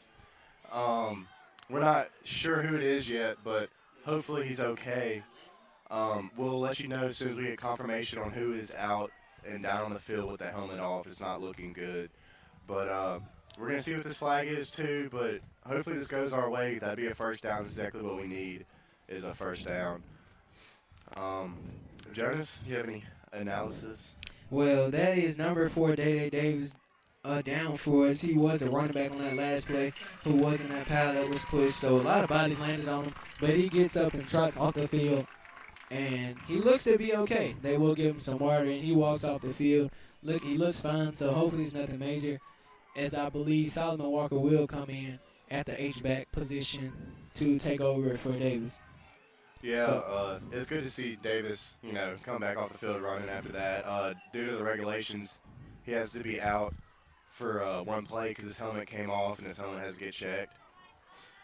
And I'm not sure what the flag was, but I know, Lynn. Okay. That flag was an unsportsmanlike conduct on Simpson Academy.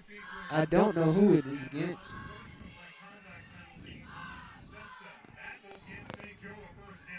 So that will be a St. Joe first down due to the unsportsmanlike conduct call. And we're waiting for that ball to be placed so I can tell you where it's placed at. But I can tell you folks at home that is 5 minutes and 47 seconds left to go in this game with your score 21-all, as your Bruins do have a fresh first down and continue to move the ball down the field. yeah, right here, we need to see another first down conversion. That'd be the best thing for us right now, obviously. I think we need to try to run the ball and take off as much time on the clock as we can so they'll have less time to try and score after we score our touchdown that we're going to get, obviously. So that ball will be placed at right about the 45-yard line. So St. Joe will take over first and 10 from the 45. Picarella will come back out. The Bruins will stay in the same twin sets on both sides of the field. So that's two receivers on both sides of the ball. And Picarella will have number 5, Solomon Walker, to his right. Picarella takes the snap, hands it right off to Walker, and Walker will barrel up the middle, but he is stopped for about a 1-yard gain, so that will be 2nd and 9 from the...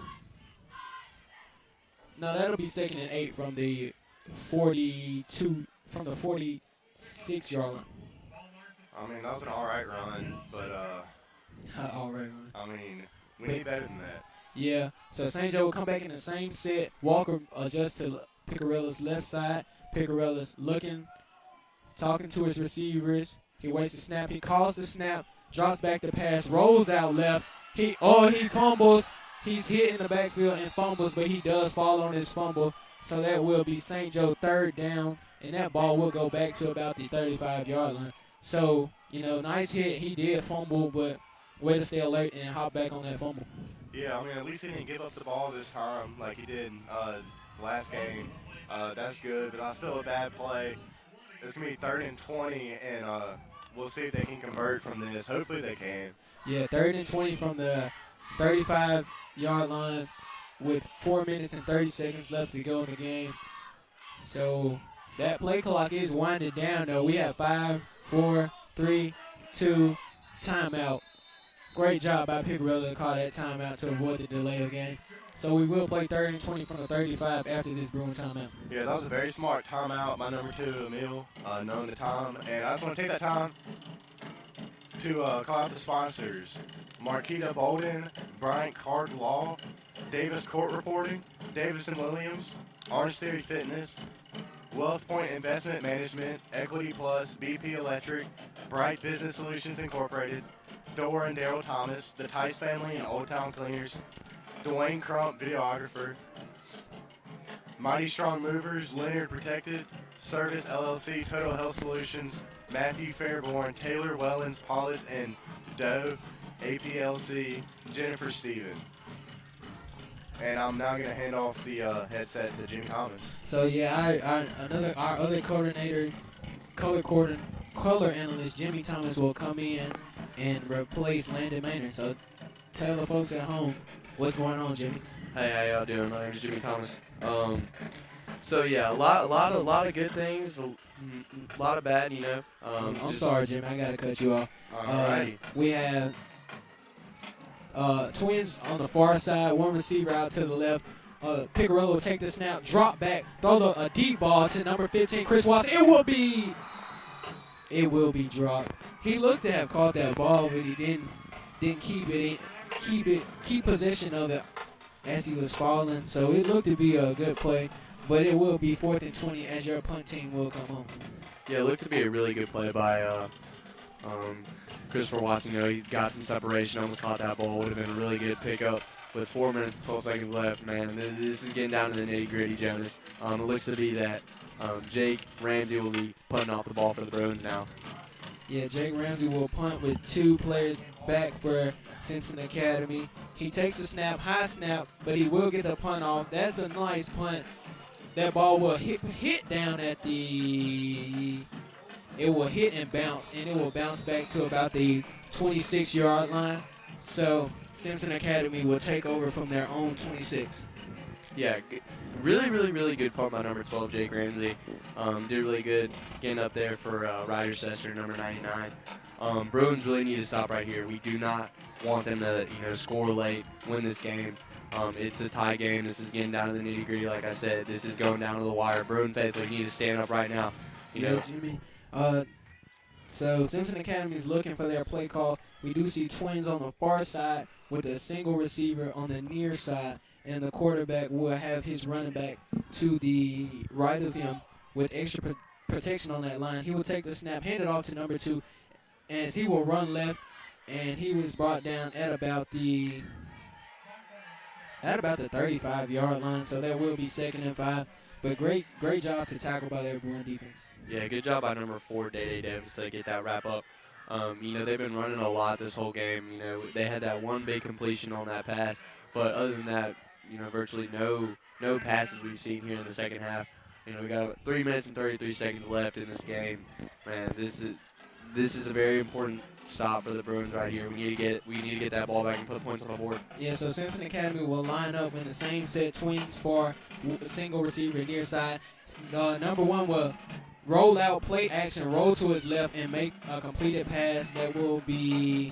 Haven't brought him down yet. A completed pass. I can't see that number, but a completed pass for a first down. And Simpson Academy will move up to the 39-yard line. Man, Jonas, these short little gains are going to really, haunt us maybe. We need to make these big stops, Jonas. So what do you think we need to do right here? Well, Jim, I would tell you, but I got to call these plays, man. They moving pretty fast, so I got to get on these play calls. So I'll get back to you after that, Jimmy. Yeah, so Simpson Academy will come out. Looks to be Twins on the far side, a single receiver on the near side. Quarterback lines up with his running back behind him. He will take the snap, roll out left, pitch it to his left, his running back, and his running back will get about 2 yards as he brought down out of bounds by one of our defenders. I can't see. That's on the whole other side of the field. Yeah, whole other side of the field, man. Good stop there by the Bruins. We need to keep that up. We need to keep this drive going. We need to keep this mentality and these vibes going, man. I keep on telling you this. It's getting down to the wire. And time keeps on ticking, and the ball keeps on moving. So Simpson Academy will line up, same set. Number 1 will take the ball, roll out to his right, looking to option, pitch it, and that will be a forward lateral, but that will be an incompletion. So that will be 3rd down and 10 from the 39. So great job by the Bruins to not get beat on that same play. Yeah, that Bruin line is just keeping on creating havoc, getting in that backfield, disrupting the quarterback. Without those runs, they really have nothing much to do than just get those short passes in. But good job by the Bruins to, swipe that out. Yeah, so Simpson Academy looks like they'll come back out in the same set with Twins on the far side. No, so we see a single Twins on the near side and a single receiver on the far side as the quarterback will have his running back. He'll take the snap, throws back, drops back to pass it, finds number 2 wide open down the field, and he will run it in and score. So that will bring your score 27-21 with 2 minutes and 20 seconds left to go in the game. So Simpson Academy will line up to take the extra point after they finish celebrating. Yeah, very, very, very unfortunate series of events. Unfortunate pass there late by the Cougars. Man, I don't know what to say, Jonas. They haven't been passing at all. We haven't seen much of that, so I guess the Bruins just weren't ready for that pass, But they line up. Seems to be that they're going to go for 2 points here, man. And they do have now they're going for the extra point. But they have an interesting setup. Their blockers line up on the left side to run over, but this ball is snapped and the kick is off, and that kick will be missed. It will be good. Oh, I thought he missed it, but it was good. Straight through the upright. So that will move your score to 28-21. Simpson Academy with 2 minutes and 20 seconds left to go in the game. So Jimmy, tell the fans what's going on at home and tell them what our Bruins have to come out and do on offense to try to tie this ball game. Yeah, 28-21 lead by the Cougars. 2 minutes and 20 seconds left. It might seem impossible here, but we've seen crazy things. And honestly, boys, that it seems like we have enough time. The Bruins team looks very hyped up. They're trying to get the fans hyped up. Stay in this game. For the faithful, do not turn off your TV. Do not turn off the radio. Stay on with us. Have faith in your Bruins. This is a very important part of the game. These last 2 minutes this is it. This is the game. This is a very important game for the Bruins. They're trying to get momentum for next week. But, first we got to get that kickoff. Yeah, so number 13 is back to kick for Simpson Academy. And we have Taylor, Watson, and Walker back to field the ball for St. Joe. So 13 will walk back, and I'll let you know when he starts his run off to kick that ball back to us. So he will run off, kicks the ball, it's away. It will be fielded by number 7, Brandon Taylor. He bobbles the field. He pick it up. He's unable to pick it up, and him and number 3, Carter Walker, both fall on the ball. So it will be recovered by Walker, and St. Joe will start on their own 14-yard line. Well, their own 18-yard line. Forgive me, Jimmy. On their own 18-yard line. So that was almost disaster, Jimmy. Yeah, they could have been the game right there, Jonas, man. Followed the ball, but at least Brandon Taylor, was able to jump on that, just get right where it was. So St. Joe will line up Picarella out back by himself, Chris Watson on the far side, and 4 receivers on the near side of the ball. So Picarella will take the snap, look left, throw it to Day Davis in the backfield. Oh, and he's got blockers. Oh, he made a man miss, and he will be brought down at about the 45-yard line. So that will be about a 20-yard play on the screen pass out left to Day Davis. So great job. What did you see there, Jimmy? Yeah, good stuff. Good little screen pass there. Great job by Day Davis to get separation and get out of bounds to stop the clock. Well, actually, the clock keeps on ticking. That's my bad. But good job by him to get yards. We need to keep on going, boys. Yeah, so St. Joe will line up. Carter Walker on the far side by himself. 3 receivers on the near side. That's Taylor. 4 receivers. Taylor, Davis, Chaplin, Watson. It will be Emil will take the snap and the play is blown dead. That will be we're waiting a call from the referees. Seems to be. The play is blown dead. That will be a false start against St. Joe, so that will back them up 5 yards. And it will be 1st and 15. I'm awaiting the spot of the ball. It will be 1st and 15 from the 39. We got 1 minute and 44 left, Jonas. Man, we need a prayer. We need something right here. So we have 4 receivers near side, a single receiver far side with Picarella in the backfield by himself. He will take the snap, look down the field, look left, makes that throw tries to make the throw to Demaria Davis, but the ball is high and it will go out of bounds for an incomplete pass. So we will play 2nd and 15. Yeah, with 1:27 left to go. Too high from the young man. We understand this is a no-huddle offense. We just got to keep on going. So, Jones, I'm going to let you. Yeah, Jimmy, I'm sorry, but I got to call this game. So we got the Bruins will stay in the same set. 4 receivers on the near side of the ball, a single receiver on the far side of the ball. And Picarella in the backfield by himself. He will take the snap, look down the field to his right. That ball is too high for Carter Walker to bring in. So that's an incompletion, and we will play 3rd and 15. We had some of the fans yelling at Picarella to snap the ball as a man was trying to get off the field for Simpson Academy. But this will be 3rd and 15 St. Joe with 1 minute and 22 seconds left to go. So if we don't see them get it here, they'll likely go for it on 4th down. But these 2 plays are the game, Jimmy. But I got to keep calling it. So we have trips out to the far side, single receiver to the near side, and the play's blown dead as Picarella takes the snap. That will be a timeout, Simpson Academy. That timeout is brought to you by, I'm looking for the sponsor, Bright Business Solutions Incorporated. So, Jimmy, talk us through what just happened. Man, we've just been seeing a lot of high passes, a lot of incomplete passes from Emil. People are just trying to hurry him up. Time keeps on ticking, man. Maybe it might get to him, but, these are the times that make legends, man. These are the biggest parts of the game. Like Jonas said, we need to either get a 1st down here or the next play. Because this is the game. This is it right here.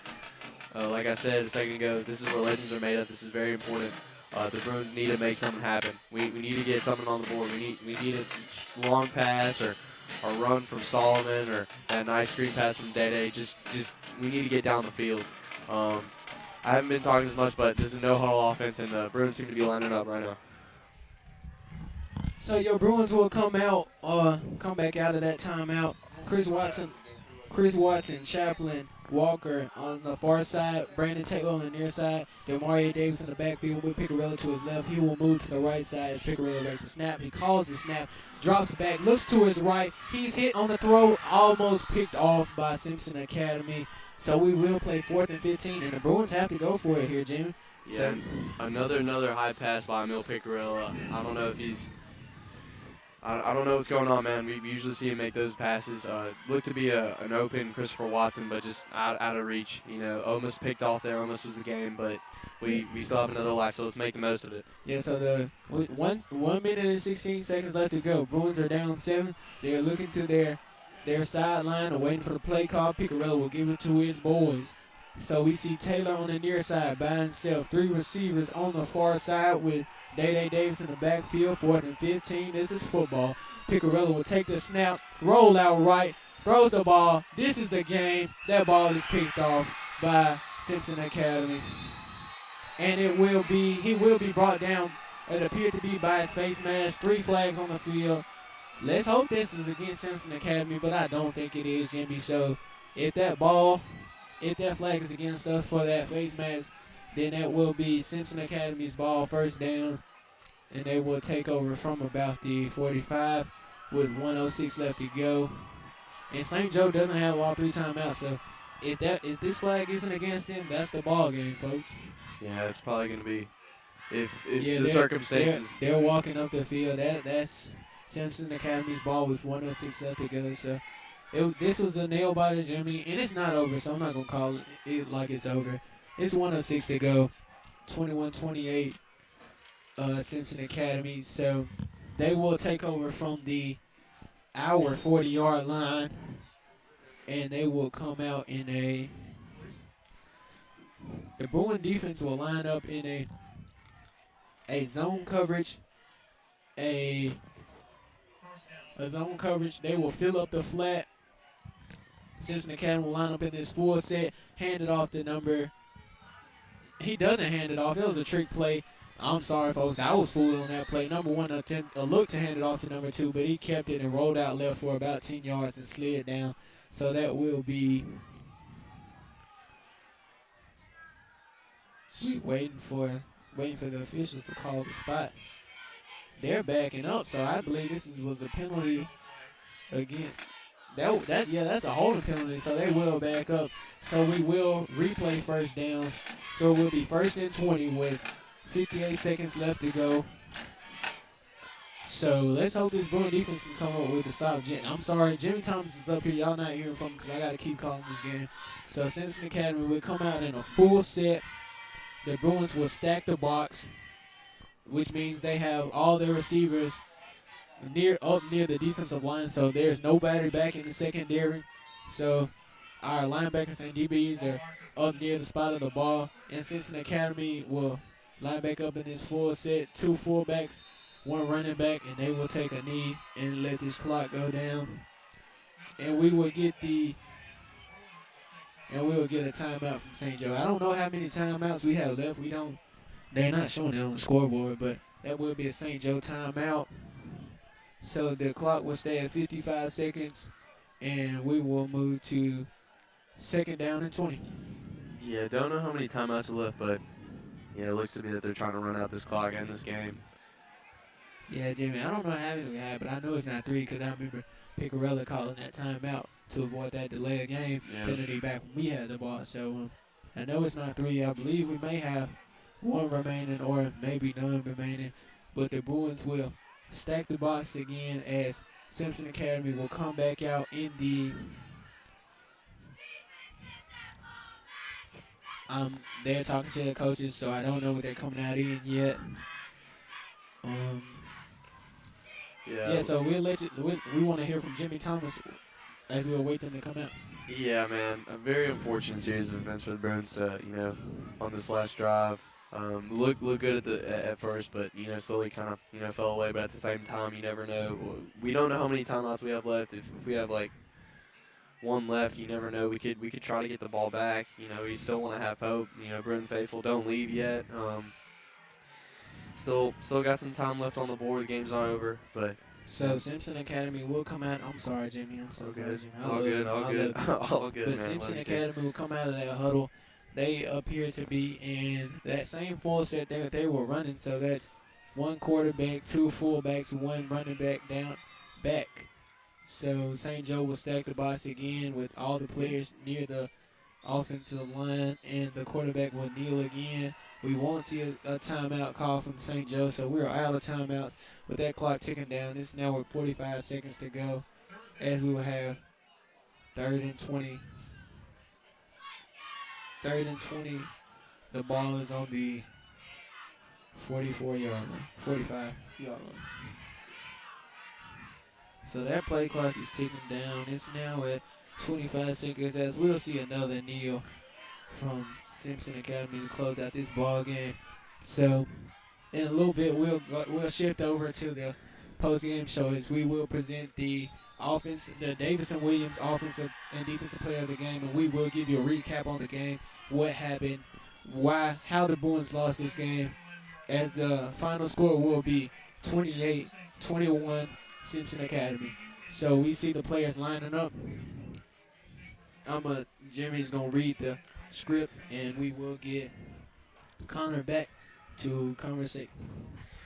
Now, as we segue to the post-game show sponsored by Dora and Daryl Thomas, we will talk about, we will recap the game like Jonas said, and we will also talk about our offensive and defensive player. But first of all, boys, let's talk about what happened this game. Lots of incomplete passes by Emil Picarelli. We really didn't get to see much of his arm out there. We had some really good runs there at the beginning, but slowly, defensive kind of fell apart. Offensive, came out pretty fast, played great. But like I said, you can't win games without the defense. And, in some crucial drives, the defense kind of, lost and, gave it away to the Cougars. Connor, what are you thinking about that? Yeah, this whole game entirely. So this whole game entirely was just kind of definitely a rough game for the Bruins, with the score being 21-28. The quarterback actually just ended. This was just a sad game. Bruins fought hard. Cougars fought hard. It was just a rough game overall, but, it is what happens in football. So as Bruins now head into 2-4, Cougars head into 3-2, I believe, on the season. It's just what happens in football, So you get wins and you get losses, and you get these heartbreaking moments. And right now, one of these heartbreaking moments has already happened to the Bruins. Yeah, we started off this game strong, good on defense, good on offense. We had a lot of energy going in. We kept that energy throughout the first half. It was 21-14 after the first half, I believe. And then second half, we mentally fell apart. We had a bunch of flags.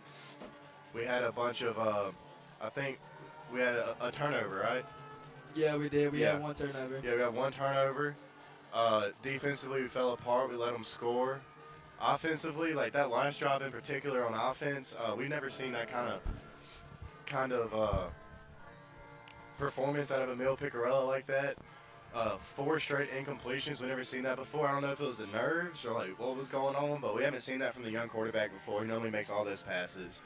And then at the end, defense, I'd say fourth quarter defense fell apart. Offense fell apart. Overall, it just was not the best game. It was a very, very good game to watch. It was close. Final score 21-28. But we really needed that game. That was a district game. And I would say that, that leaves us 1-1 in district. And, we can't lose any more district games if we want to make playoff. We need to win the rest of these games if we want to make playoff. All right, so I actually want to mention the stats for this whole game entirely. So we had 27. So right at the moment we had several tackles here. we had number 3 Carter Walker have some tackles, 7 tackles to be exact, and then number 25 John Parker Hornback having 8 tackles, and number 4 Dada Davis having 10 tackles. Those are the most on the whole Bruins side. But number 15 Chris Watson had 13 out of 20 completions with 217 yards and 2 touchdowns and 1 interception.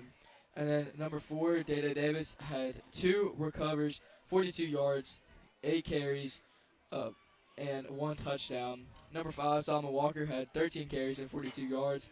Number 15 Chris Watson had 8 recoveries, 141 yards, 1 carry, 4 yards.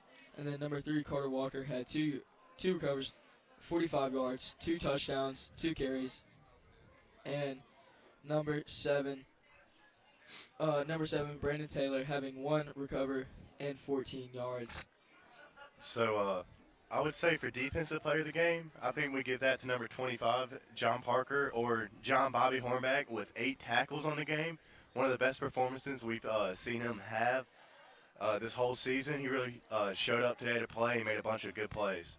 Who do you think for offensive player? For sure, Carter Walker. Carter Walker had, or even Chris Watson. It's hard to say. Carter Walker really did show out. He had 2 touchdowns tonight. Same thing with Chris Watson, but Carter Walker also made some amazing plays tonight with clutch tackles, which kind of flows into offense as well. But right now, I kind of think of Chris Watson because he made 13 completions out of the 20 passes, and let's keep in mind 217 yards. That's 2 whole football fields in 17 yards, and then plus 2 touchdowns and 1 interception. That's a heck of a game for him tonight. Yeah, good game by Chris. Good game by John Parker. Even though they stood out, we fell short this game. So, I don't know. Yeah. But that whole game, it was just a heartbreaking game. It happens in football sometimes. The Bruins did amazing towards the start, and towards the end, they just kind of broke apart. Just missed opportunities right there. Oh yeah, 100%. We could have had that game, but the defense fell apart and let them score. All right, so as it is now, 9:30, I just want to mention the end of the game, I guess, as we are about to sign off very shortly. So this has been Connor Odom, joined tonight by Jimmy Thomas and Joe Goss and Landon Maynor, who is new on the team, here on Bruins Streaming Sports and Bruins Sports Radio, powered by C-Spire and Orange Theory Fitness, and heard exclusively on WJXC LP Mississippi Catholic Radio. I'd like to say thank you to our in-studio producer, Brother Robert Droll. I would also want to say a big thank you to our underwriters, Brown Bottling Group, St. Dominic, Bryant Clark Law Firm, Davis Court Reporting, Wealth Point Investment Management, Davis & Williams, Davis Court Reporting, Equity Plus, BP Electric, Bright Business Solutions, Dora and Daryl Thomas, the Tice Family, Old Town Cleaners, Dwayne Crump, Videographer, Mighty Strong Movers, Leonard Protective Services, and Total Healthcare Solutions, Matthew Fairburn, Jennifer Stephen, and Taylor Wellens, Pullitz, and Dewey, APLC. Well, thank you everyone for tuning in. We will see you next on the road against Leak Academy. We will have more information on next week's game during the pregame show. I believe we will have. I'm not completely sure, but we will attempt to have that out to you. If we do not, I will say that during the like whenever I introduce myself, I'll just do that. So, my name is Connor Odom, signing off, voice of the Bruins.